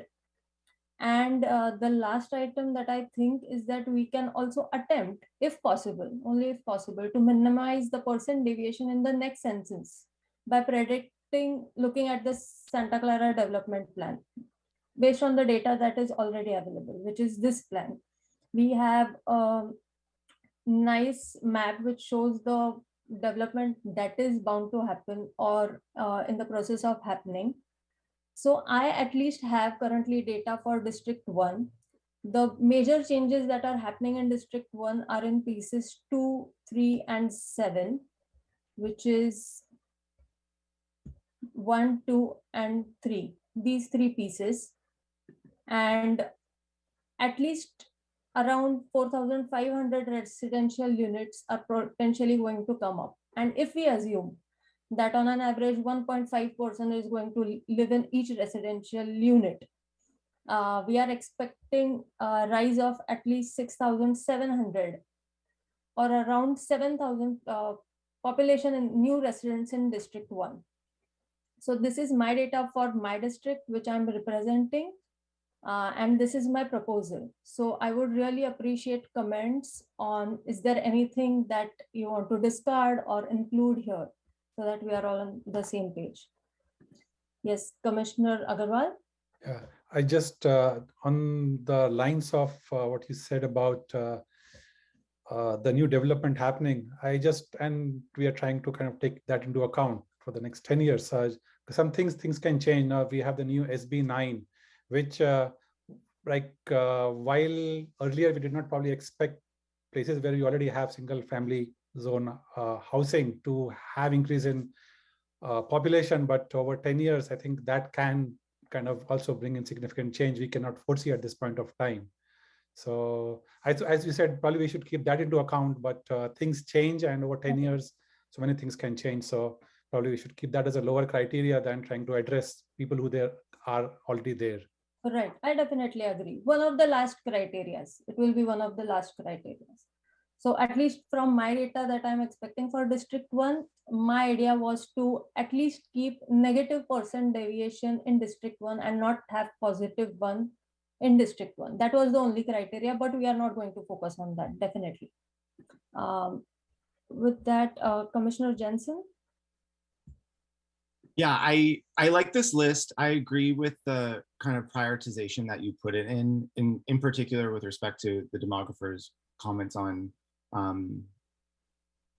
future development being in some sense speculative. And in that regard, I agree with putting number 2 above number 4, which is, to me, my interpretation of keeping communities of interest and concern intact kind of follows the assumption that, like, to the degree that we can keep existing neighborhoods and people who are already living in the community intact. And we saw a lot of examples today of certain maps that draw lines that, to me, cut through existing neighborhoods, which is something that I think we want to minimize at all attempts possible, minimize the needs of dividing existing neighborhoods and people who already live there. Which, again, I think the degree that we can do that, it solves for number 3, and I think it solves for number 4 as well. Right. Yeah. And just kind of sensing staff's awareness of the timeline of this project, which I totally get. And I think as a commission made some smart choices to kind of keep expanding. And now that we have a really broad set of maps and potential solutions for our deviation, getting to a point where we can kind of start to narrow it down to things that we've been able to see today. I really appreciate all the data, all the layers and the analysis from the team. So having said that, and kind of reacting to what my colleagues have been saying in terms of their prioritization, some of the maps that I'm interested in, I'm interested in Plan 1, I'm interested in Plan 4, and I'm cautiously interested in Plan 7, which was submitted by the community. I have a couple concerns about it. And so those are kind of the 3 that I am interested in, given the conversation. But I'm interested in what my colleagues have to add in. Okay, thank you for your thoughts, Commissioner Jensen. Reena, do you have any comments here? Yeah,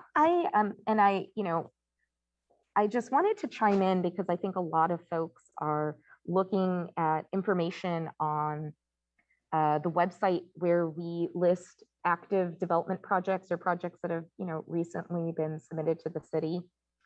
And I just want to share that that's not necessarily the most accurate way of forecasting like what the city is doing around planning and entitling projects, because it doesn't take into account all of the long range plans that we're doing. I actually really think that the thought process that you have, many of you have expressed about the speculative nature of development, in that some of this, the long range plans that we're doing, many of which are not yet, some have been approved by the city council, but many of which have not yet been approved by the city council. And then some of those plans will be built in multiple phases. So you're not necessarily looking at an implementation necessarily even the next 10 years. So I wanted to kind of, first of all, I love that people are looking at the resources we have, but I just didn't want you to feel like the numbers that you're looking at are the complete numbers. And also I wanted you to have a sense of I think where many of you have already gone, which is even knowing what those numbers are very concretely doesn't forecast in any accurate way when those numbers come online, the types of units that get built, who occupies those units.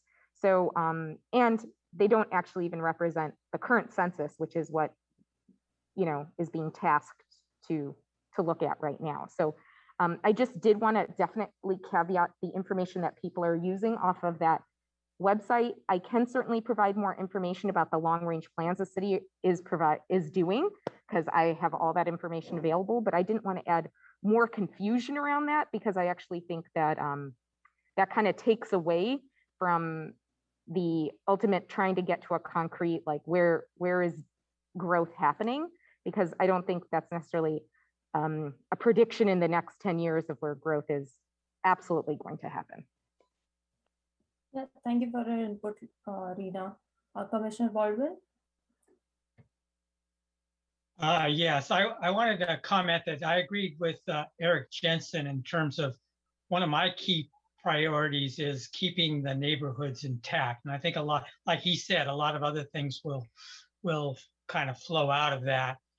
And to my way of thinking, that is far more important than future growth, which is something I did talk about and did consider.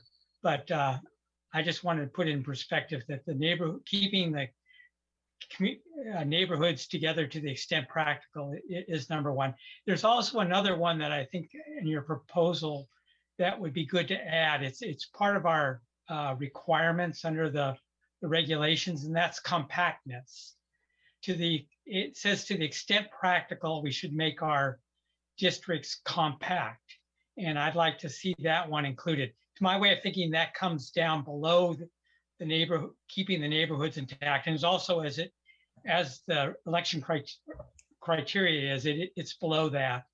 But at the same time, it's one we should consider before we consider things like future growth and other things that are maybe more nebulous and not defined by regulation. That's it. Yeah, thank you for your thoughts, Commissioner Baldwin. Again, looks like based on everyone's comment, so far looks like we are on the same page. Commissioner Agarwal, I'm just talking about what has been discussed so far, and then definitely I'll take your comment. So I have seen your hand raised. So based on the current discussion that we have had, looks like most of us are on the same page. And definitely, again, I'd like to reiterate that the referring to development plan is the last criteria. And all the top 2 and top 3 are the most important, and looks like most of the people are interested in the top 2, definitely. And we will ensure both these things happen, then we can move on to the next criteria if required. Otherwise, we won't spend too much time. With that, I'd like to invite Commissioner Agarwal to comment. Yes, I just, and probably it's already said, but the very first criteria you have, which is keep it less than 10%, which is what we have to do by law. I wanted to make sure that we do not try to look for a plan which minimizes the variation, because as long as we are below 10%, that's all we need to think about. So I just wanted to, it's kind of, and it does not say that. I wanted to make sure that we do not try to, okay, this plan minimizes the variation. So I'll probably try to have kind of favor that, because as long as we are below 10%, I think the other criteria from my perspective then should come into picture to try to like keeping communities of interest together. Thanks. Okay. Yeah, I'm really very happy that we are almost all on the same page. Commissioner Morris? Yeah, thanks for this putting up the criteria here. This is really important to guide the discussions forward.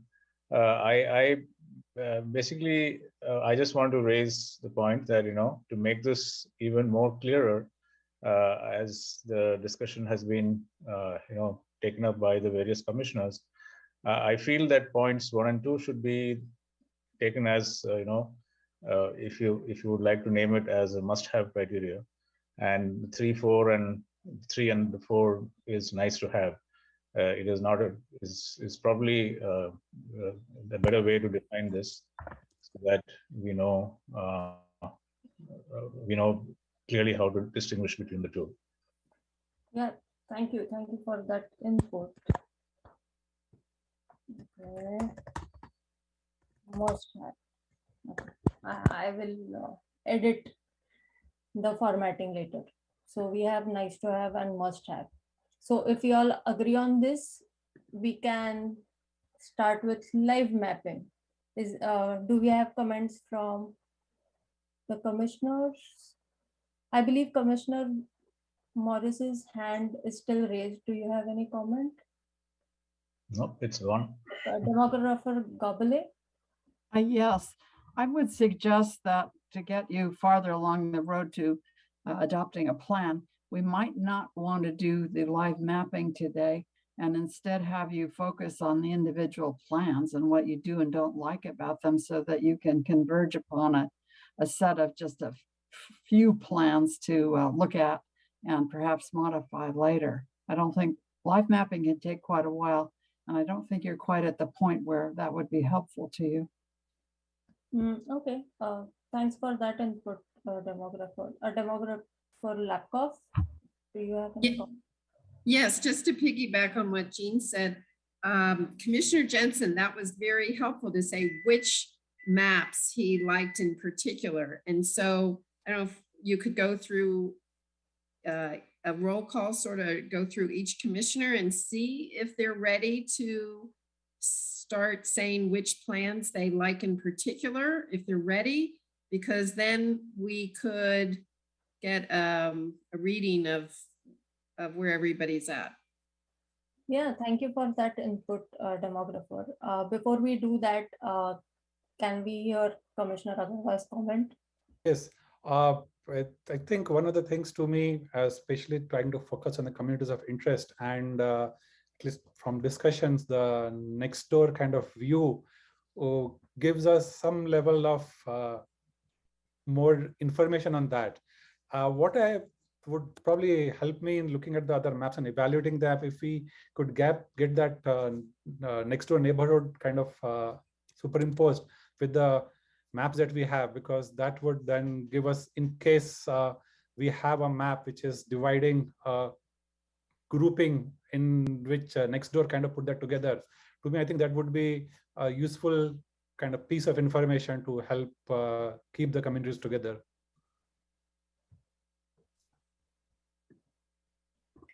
Demographers, do you have any? Yes, we showed that file and we can do that quickly again if you want, but we have that plans 1 through 8A and then also plan 9 by neighborhood.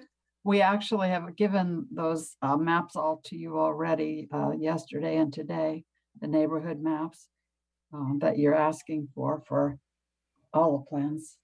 But we could run through them quickly again, if that would be helpful. But maybe they should continue with this roll call, Shelley, first, to get a better sense of what everybody wants to do. We're happy to cooperate with whatever you want, of course. Okay, to quickly summarize, Commissioner Agarwal wants overview of again what exactly are communities of interest based on neighborhood. Is that right? Neighborhood app. Yes, and if I'm looking at the map, so the latest, I think 8 or 9, those 7, 8, and 8A. If I look at the PDF that I have, so that has that kind of level of information, which I think, at least I'm looking at the PDF of the previous maps, that PDF does not have them. So that's what, yeah, that's what I was looking for. Correct, something like this for all of them. Okay. Oh, okay. So I believe some of the maps which were shown today do not have this representation. I definitely know that at least my map doesn't have this because it was submitted late. So the way I understand it, Commissioner Agarwal wants basically all the plans that have been submitted so far and all the communities of interest depicted so that he can make an informed decision. Is that right, Commissioner Agarwal? Yeah, I suppose the community of interest I'm defining from the perspective of the next door neighborhoods. Right. We can put together a PDF file with just those maps in it, if you like. Which we basically showed. earlier, and we could show again if you needed, if But the it's- commissioners want to see that. It's divided between two different PDF files now, though. Just one would be great. And we have to add the new Plan 9 neighborhood maps too. Well, we just have to add Plan 9 to the 1 through 8A that has the neighborhoods in them. But the maps for Plan 7 and 8A are in a different PDF file, I think. No, Jean, I put them in one. Okay, So we thank have you. it all. Sorry. Okay, okay. Commissioner McAllister, do you have a comment? I was just wondering before we get into that, if we could take a break.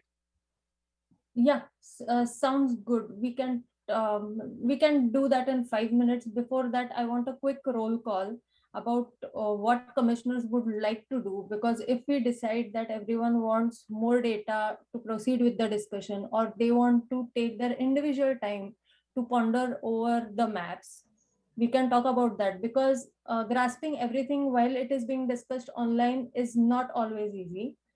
You may differ with what I'm saying. We can decide that, because instead of break, we can even end the meeting. If most of the commissioners think that they need more time to think. Commissioner Jensen?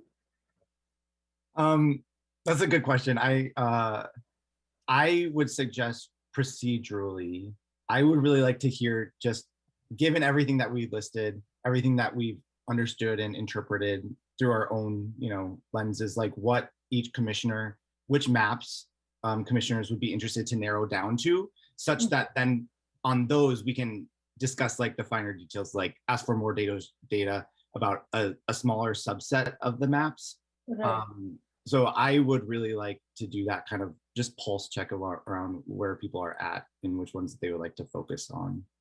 Okay. To recap, Commissioner Jensen was interested in Plan 1, 4, and 7. Is that right? Correct. Let's do a quick roll call and see what plans are other commissioners interested in.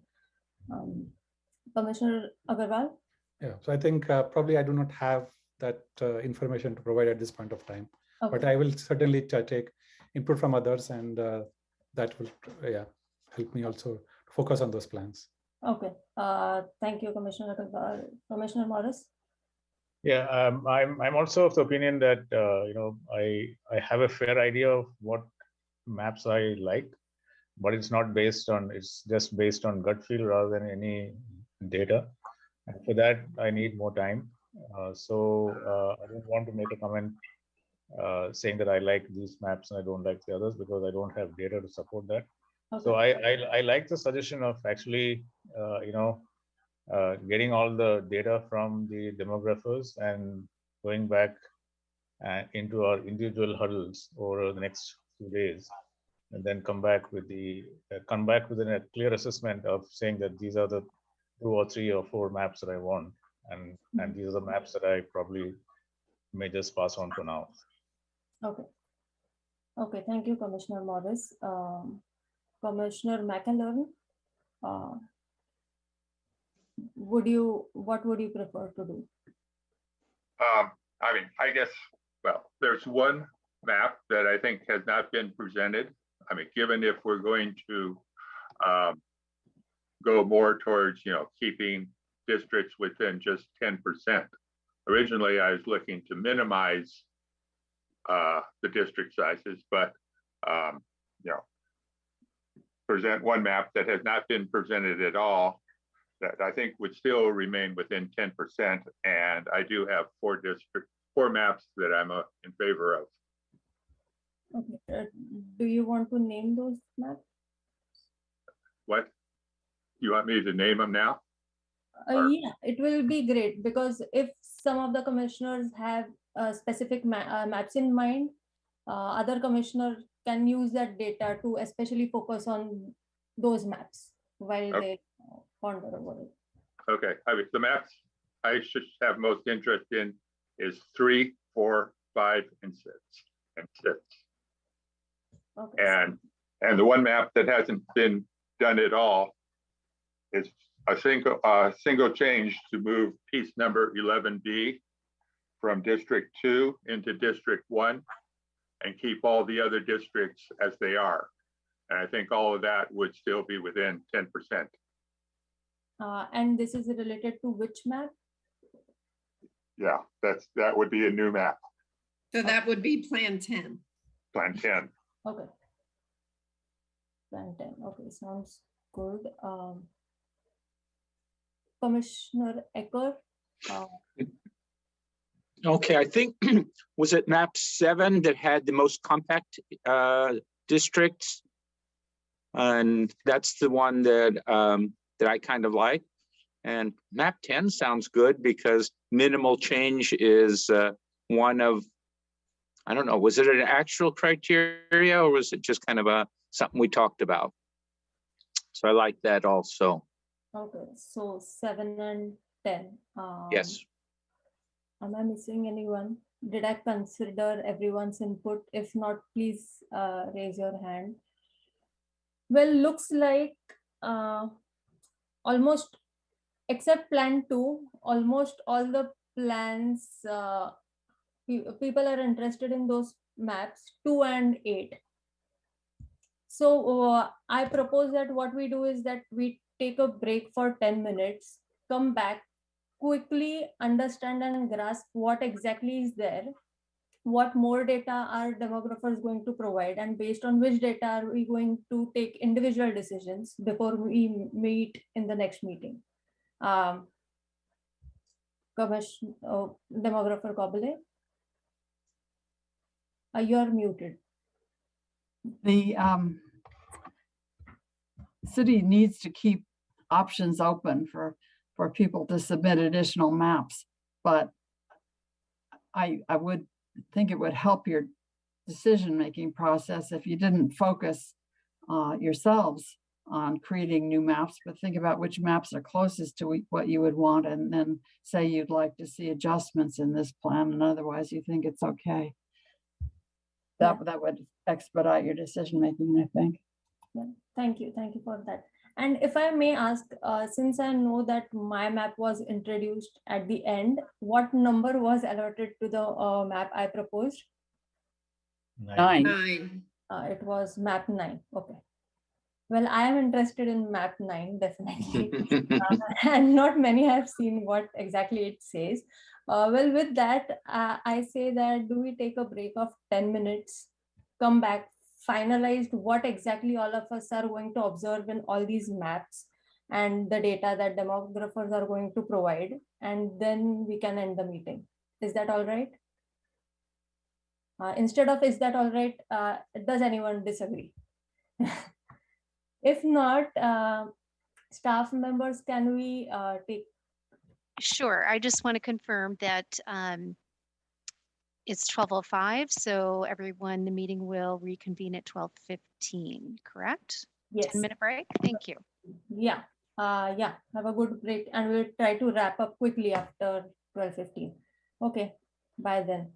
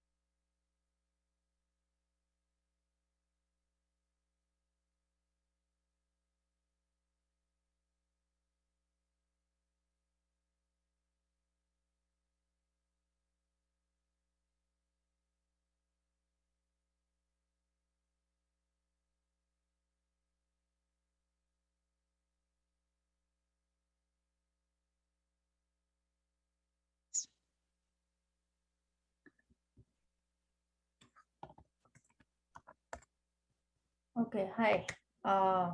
We are back. Okay, we are going to review the data that demographers are going to provide or that we all want from demographers, so that in our own time we can think about all the maps that have been submitted, and we'll also finalize how exactly are we going to review so that everyone is on the same page, even if they are reviewing separately. During the break, I was again working on new criterias so that everyone has some visual representation and they can comment if they agree or do not agree with what they want and what they would like to review. So far, Sorry, can you make the font slightly bigger or zoom in, zoom out, or zoom in? Sure. Or sure. just, yeah. Yeah. So that it's. Is Yeah, this thank you. better? That's much better. Okay. Well, we know the basic criteria for adopting new map. We all agreed on that. Next is the data to be provided by demographers. So far, based on our discussions, the number of maps that have been proposed will be maps 1 to 10. Is that right, demographers?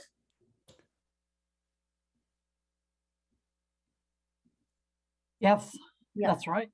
So we have 10 maps and they will be providing us a consolidated file with all 10 maps and visual representation of neighborhoods, which Commissioner Agarwal mentioned. Commissioner Agarwal. Yeah, sorry, I just wanted to make sure, because I tried to look up the previous 1 through 6 maps. So the map 7, 8, and 9. So, and as we discussed today, the top part and bottom part, and they had superimposed. I could not find those for maps 1 through 6. So yeah, if that is also, I do not know if it was provided earlier, but yeah, this is the kind of, I would want to see this level of representation for all the maps. Thank you. We actually almost have ready files to send you that have all the maps in single files with information, so you won't have to look at different files. We'll be sending that to you soon. I don't think we should do it right now, Shelley, though. Well, I did send to Rena and Elizabeth the 2 files with plans 1 through 9. One is all the overview maps. One is all the neighborhood maps. So if they want to let's send it, wait till we have Plan 10 ready. well, Jean, if I could just finish, I think Plan 10 does not work based on a real quick, in terms of the deviation. I think it's over the deviation, and maybe Robin can confirm, but it from my initial look, that may not work. But anyway, we have plans 1 through 9 given to staff. So if they want to email that to you all, you could be looking at that. And once we have Plan 10, we can add that to those files. But I think it's nice to have one set of maps with the overview and one set with the neighborhoods. Shelley, thank you. This is Elizabeth. It'll take just a minute or so, but I will go ahead and commissioners send that right now. If you have the opportunity to look right now, great. Otherwise, just know that it'll be in your email shortly. Okay. Okay. Commissioner Jensen, I'll just come to you. Give me a minute. So the map 7, 8, which were provided, I really like this format where you have given 8, the map of 8, and then the neighborhood map of 8A just below that. Sorry, it is not moving quickly. Is that right? Yeah, neighborhood map is immediately below that. So based on what demographer laptop mentioned, right now they are going to provide these 2 separately. Is that right? Into the separate files? That's what Shelley sent you, but we can rearrange the files. I think even that would be fine, right, commissioners, so that we can view them side by side. Yeah, okay, that would work. And quickly, I'll cover the second point and then I'll take Commissioner Jensen's comment. And the second part of information that we will get is summary of population changing, election districts, years until next election, and planned deviation, which was something like, I don't know. Yeah, we had that map, right? in that table, we saw how many people are being changed from district and how long they have to wait till the next election. So these Yes. two data are being provided. Commissioners, you can add if you need any more information. Here, Commissioner Jensen. Thanks. I think this is part of your number one, but I just want to make sure we're all clear that also with the maps comes the racial data table, so that folks can in the review criteria, so that folks can see what different changes due to the racial composition. We've talked a lot about wanting to maximize the representation of Latinx community, communities of color. And I feel like that table is the best way for folks to see what the impact of the changes are to those communities. So yes, we'll send that to you as a separate. Okay, thank you. Set of maps, set of a PDF. Okay, so is there anyone who would like more information? Okay. Before moving on, I have a quick question regarding the racial data. Is there a way that we can really focus and move around just because of we want to balance race or ethnicity? Because based on all the maps that have been discussed so far, I believe it is really very hard to ensure that that distribution is evenly achieved. I mean, what exactly are we even trying to achieve there? I mean, what is the ideal distribution? Commissioner Jensen? Okay. Yeah, we can let the demographers go first. Yeah. Oh, we can do a sort of one table that summarizes all the relevant data rather than the detailed data tables, which have more information than you need. So that would be part of this supplemental PDF file that we'll put together for you within the next day or two. Right. Yeah, that would be helpful. My concern is how exactly are we using that data while deciding the boundaries? Because I tried utilizing that and I personally couldn't figure it out, that how exactly I'm supposed to use that data. Because if I'm focusing on the communities of interest, it is really very hard to pick and make sure that this race is represented in this section. Any comments, Commissioner Jensen? I see your hand. I can go second. I can go second. Commissioner. Okay, let the. Well, yeah. I guess I can just comment on how I've been using that data, which is when I've been reviewing the maps, I then go look at the tables and look back to the past, the current district racial and ethnic composition of our neighborhoods. And if I see that like the Latinx population has dropped 10% in certain, I immediately get very concerned. Or if it goes up a couple percentage points, then I feel like that's a good thing. So just a little bit around how I've been interpreting, just to make sure that we're not, kind of diminishing or marginalizing certain voices. And another one separate comment is just around, I don't know that like the goal here is not equal distribution of across. That's not the goal to me, anyways, of drawing our lines. Okay, got it. Demographer, Dr. Gobali. Yes, thank you. I don't think there's a whole lot of difference across the plans in the Latinx shares, but you would want to pay attention just to the Latinx shares of the population and the Asian shares of the population. Those are the major protected groups in your city. But my impression is there's not a huge lot of variation across plans, but if we have a single table about this, you'll be able to see quickly how they differ. Just one pager. Okay, demographer Lapkov. Okay, this may be a little out of order. I just wanted to report that I was wrong about Plan 10 and it does work. So we will later continue. We'll later add that to our files. Okay, thank you. Commissioner Agarwal. You're on mute. Okay. Yeah, I think from what you said was I was also kind of wrestling the same scenario or situation of how does race data came in. But I kind of rationalize it as when I look at the community is defined by next door. So that to me is kind of something, if you keep those together, people who are typically those communities to me would also incorporate the racial element into it, social and racial element into it or something. So if you keep them together, that's kind of a way to address that issue.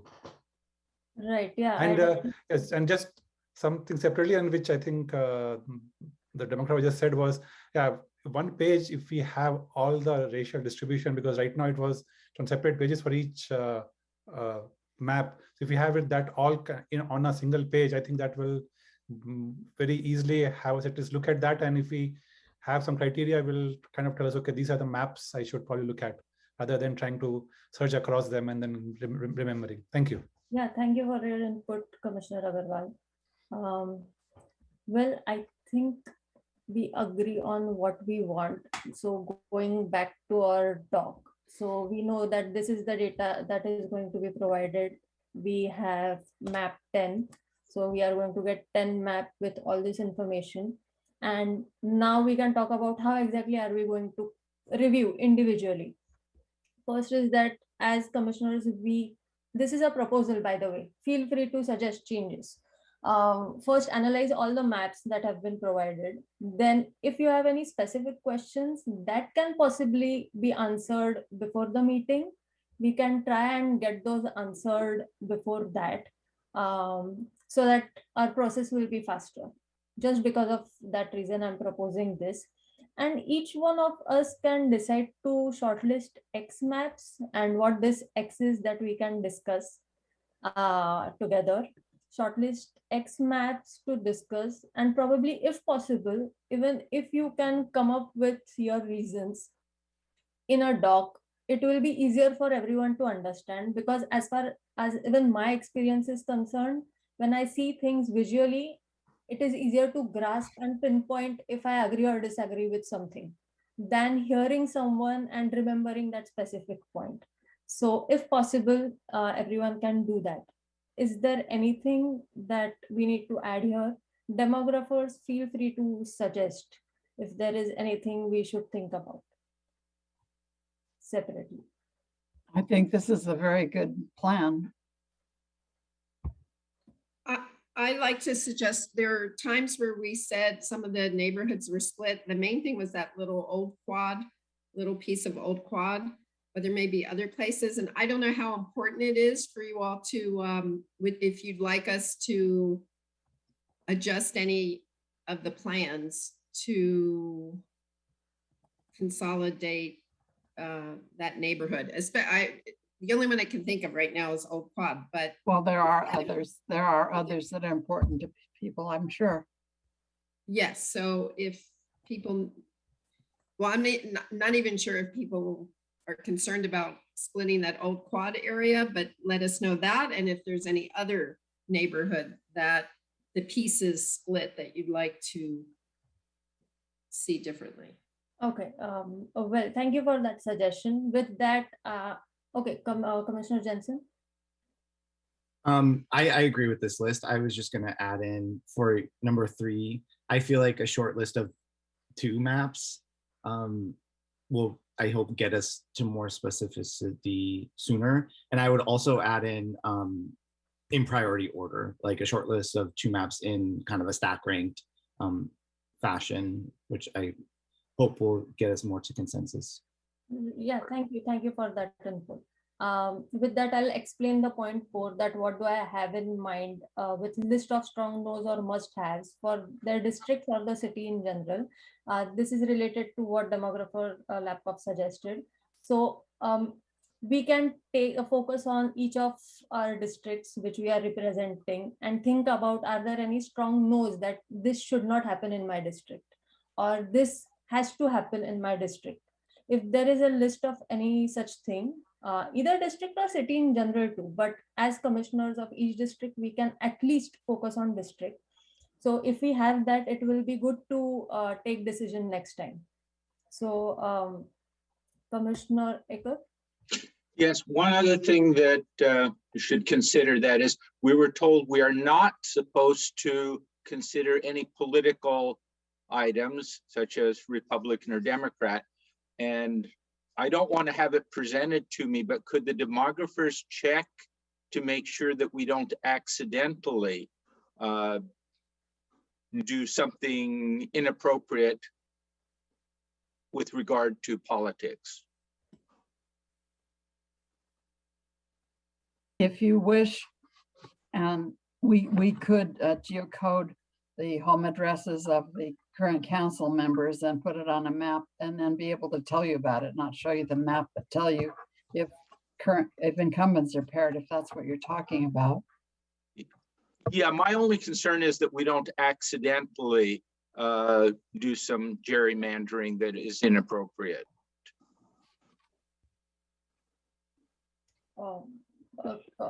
City Clerk Hossam? Yeah, I want to just, I think in the context of the rule that was mentioned earlier, one of the things that other jurisdictions or municipalities consider, or not municipalities, but other jurisdictions that do redistricting also look at political party preference. All of the city elected officials are nonpartisan. So like we don't none of the council members or myself or the chief of police, which we're all elected officials, none of these are partisan positions. So I'm not sure the political party preference would necessarily play a role in the Santa Clara City Council district boundaries. But this is, Hossam, excuse me for interrupting, but that same criterion, I think, applies to candidates, future candidates for office. So it's not just political party affiliation, but it's whether somebody is considering running for office and wants to have the boundary line drawn here or there to although we don't to get elected. We don't necessarily have information about nobody has filed for running for office, so we don't necessarily have information about who is planning to run. So that's not public yet, but of course some of you, if you have any ties with city officials, may have some ideas about that, and that's definitely not something you should be taking into account. Right. I think there is one consideration that is relevant, which is if and I appreciate what Commissioner, I think it was McElhern who brought it up, or maybe it was David. I don't remember which one. Sorry, but is that you don't you're not intentionally drawing the lines to bump somebody out who's in office out of their current seat. Now everybody who's in office will complete their term, even if their district boundary has changed, but it may make it more difficult for them to run for re-election because they would have been displaced from their current district boundary. So I understand what Commissioner Aker is saying about, like, he doesn't want to see the maps because he doesn't want it to influence his decision making, which is I think is the right move. But maybe it is something that the demographers could take a look at, just to make sure that it's not being seen as a factor. But although, I mean, even if the demographers look at it, the commissioners are not looking at it themselves to make it a factor. I mean, that's something. I just wanted to share about the party affiliation is not something that necessarily applies to what we're doing. Yeah, my only concern was that we don't accidentally do something inappropriate. Yeah, I personally feel if we have lack of information, or if we are not actively thinking about anything specific, I think we should be good. And if at all we are going down the wrong path, I believe staff and list lots is present during the meetings, and demographers, they can tell us that we are doing something wrong. But I believe the chances of making a mistake is less if we have less information anyway. Yeah, I mean, nobody has ever brought up that they're actively drawing a line because they want to shut out a council member. So I don't think we're having that issue. We'll definitely flag it if we see it, but I don't want that to be something that is part of the intentional discussion, because then it seems like it is being done even if you're not. So Right. Demographer Lapkov. Yeah, I just want to get clear on our instructions. Do you want us to know where the incumbents live? Right now, we don't know. And do you want to know if they're paired in a plan? Like if two incumbents are in the same district, that would make it difficult for them to run again. So that's the question. We don't have to look, but if you want us to look, we could. Let me ask our assistant attorney, Liz. What would it be advised for us to bother or just to let it be? There is no obligation for us to actually know that information. I mean, it might be helpful just if we want just to have the demographer look and make sure we're not running into an issue that could be an issue. Does that make sense? So if there is a potential to being moved into one district, that we will flag it and notify the district or the commission that that's going to be an issue. Essentially, does that make sense? Like we can monitor it and inform the commission. I think that's good advice. Yeah. So let's maybe if the demographers can take a look at it, and then only in the case where it could be an issue to flag it, rather than us being actively discussing the details of it. Would it be better to have the city clerk or the city attorney look at it rather than the demographer? Well, we'll work with a demographer, so to collect the information and then just take a look at and see if there's anything worth flagging. So I think that's a good suggestion, Commissioner Aker. Myself and Liz can definitely look at that. Okay, I'm happy. Okay, thank you, everyone. Okay, with that, I believe we all agree with we know that this is the data that is being provided. This will be the review criteria. All we need to finalize the number of maps that we are going to come up with. Each commissioner can choose to suggest what number of maps they want to shortlist. Commissioner Jensen suggested 2 maps. I am suggesting top 3, and we can discuss the maps which are common in are the most common first, and then we go on discussing based on priority, lowest priority. This is my suggestion. Commissioner Morris. Yeah, I was just coming to that. So once we get the top 2 or top 3 maps from each of the commissioners, and what is how do we, I mean, are we trying to have a guideline as to how we will decide which maps to follow, or I mean, it could so happen that there are no common maps and there are probably just 1 or 2 maps that are popular. Right. So how do we go ahead after that? My thinking was that probability of something being common is very high. Nothing coming out common is low. In that case, what we can do is that just go over all the maps. Then we have no other options. We can then start with top priority of each commissioner. That would be my suggestion. Is there anything else that others want to bring up or suggest, staff members, demographers, or commissioners? That how would you like to go about it? Because I want to ensure that our discussion is to the point and we spend minimum time going over everything on and on again. Commissioner Baldwin? Yes, to your last point about minimizing the go around. At first I was thinking top 3 maps, but like Eric Jensen mentioned, if we get it down to 2, then at that point, it'll make the discussions go a little bit faster. So I'd be in favor of limiting us all to 2, even though my initial tendency was to think 3. It could be that you have 2, even if 1 or both of them you want to try modifying a little bit. Not just 2 as they are right now. Right. Yeah. Yeah, that's a good point.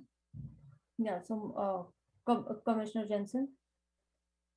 Any thoughts? Yeah, and I was just, I mean, I'll stand by kind of short list of top 2 and like specifying in priority order, because again, I think we're gonna have to converge pretty quickly in our next meeting in order to issue a notice, and then in the next meeting, set ourselves up to make a recommendation.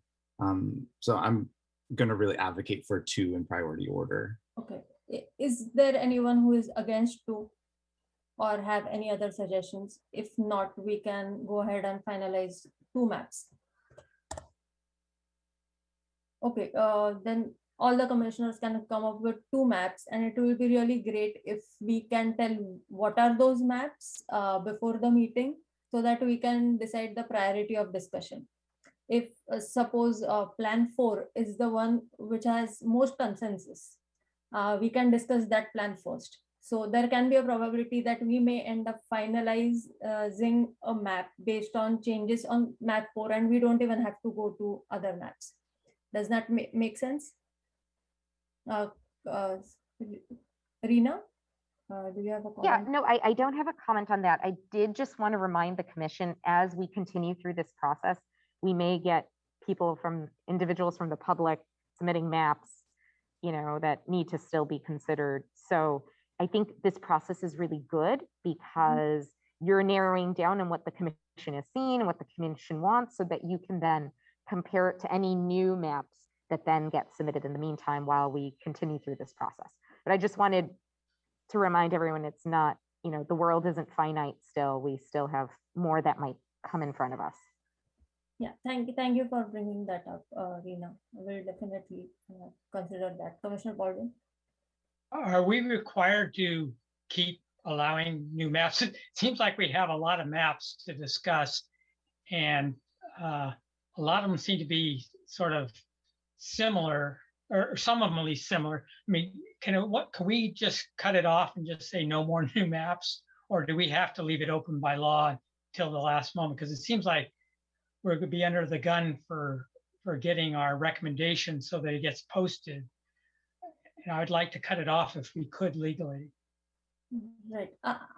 I can share what I think before I take Hossam's comment. I feel that we should give the members of the public opportunity to present their thoughts or maps, and in that case, we can just take input about what their thought process was, and if possible, implement in the map that we have been finalizing.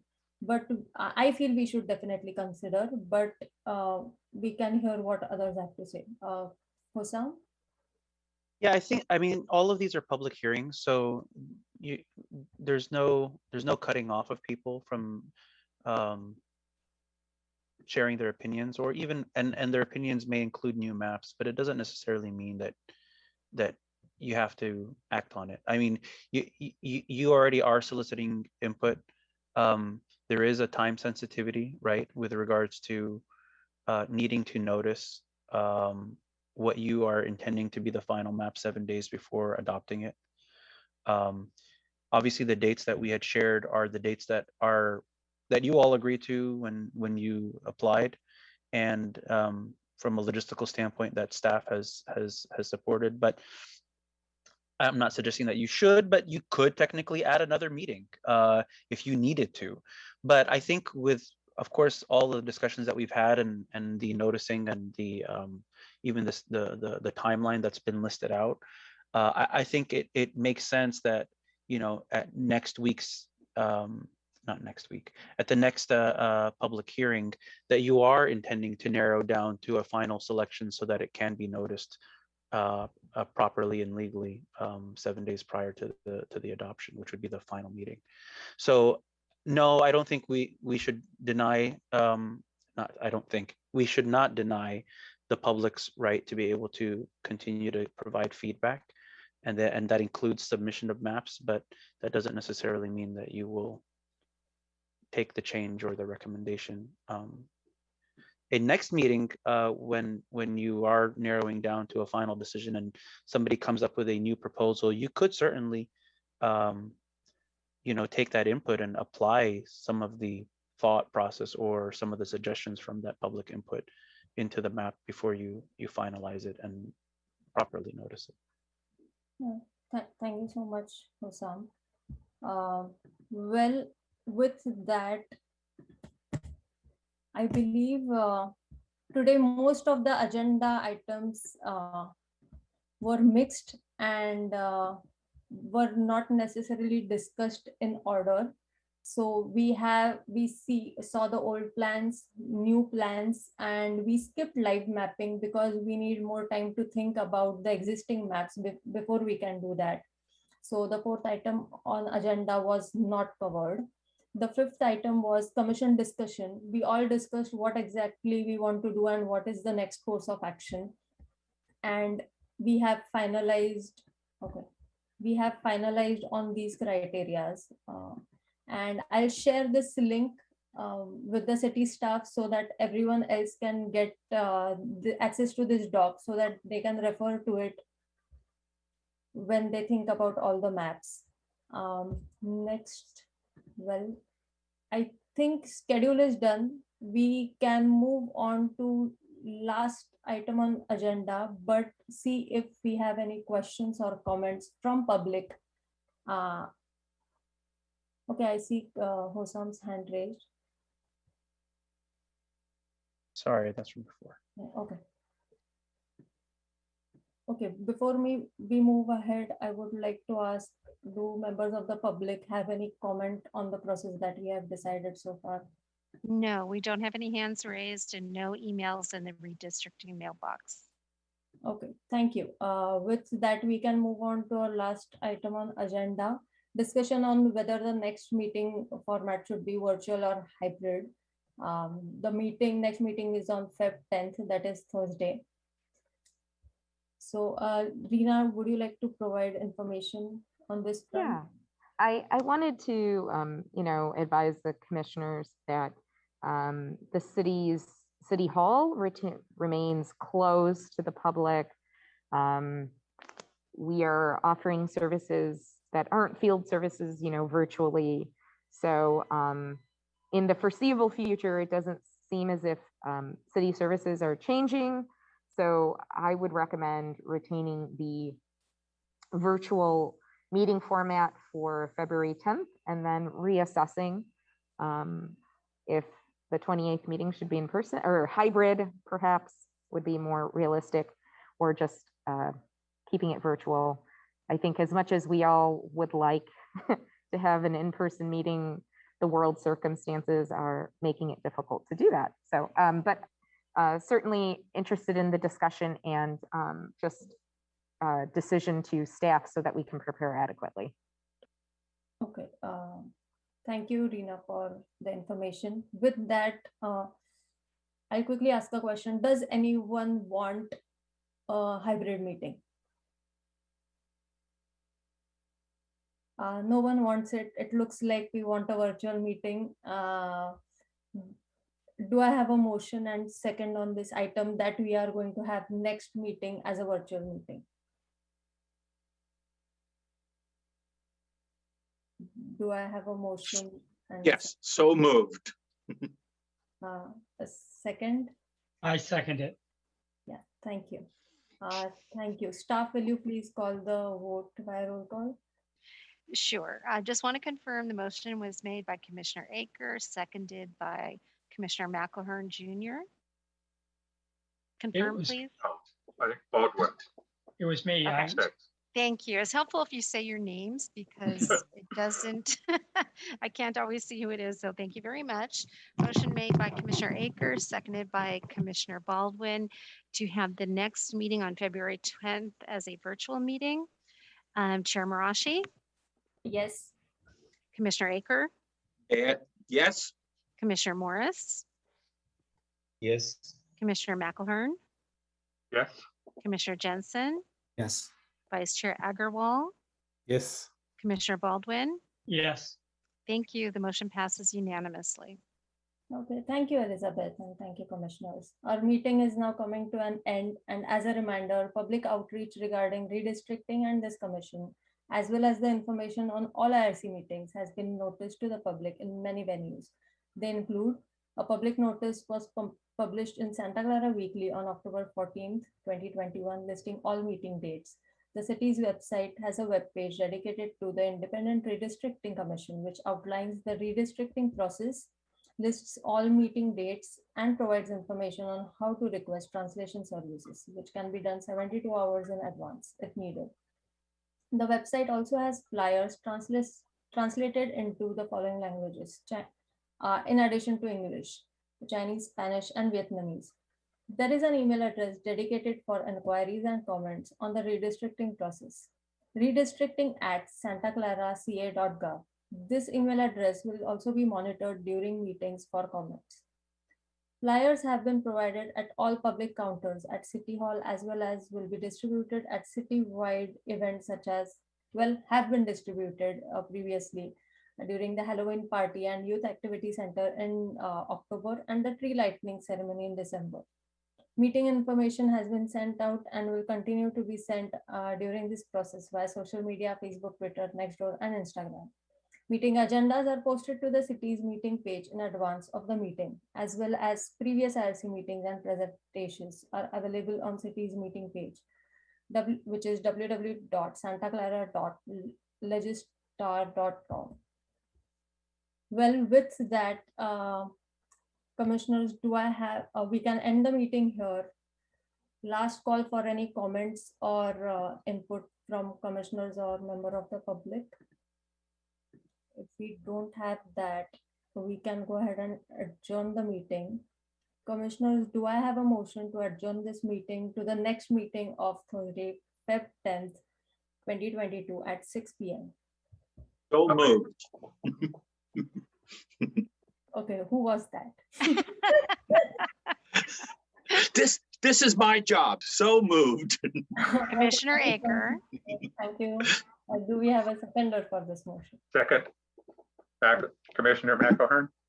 Thank you, Commissioner, for the second.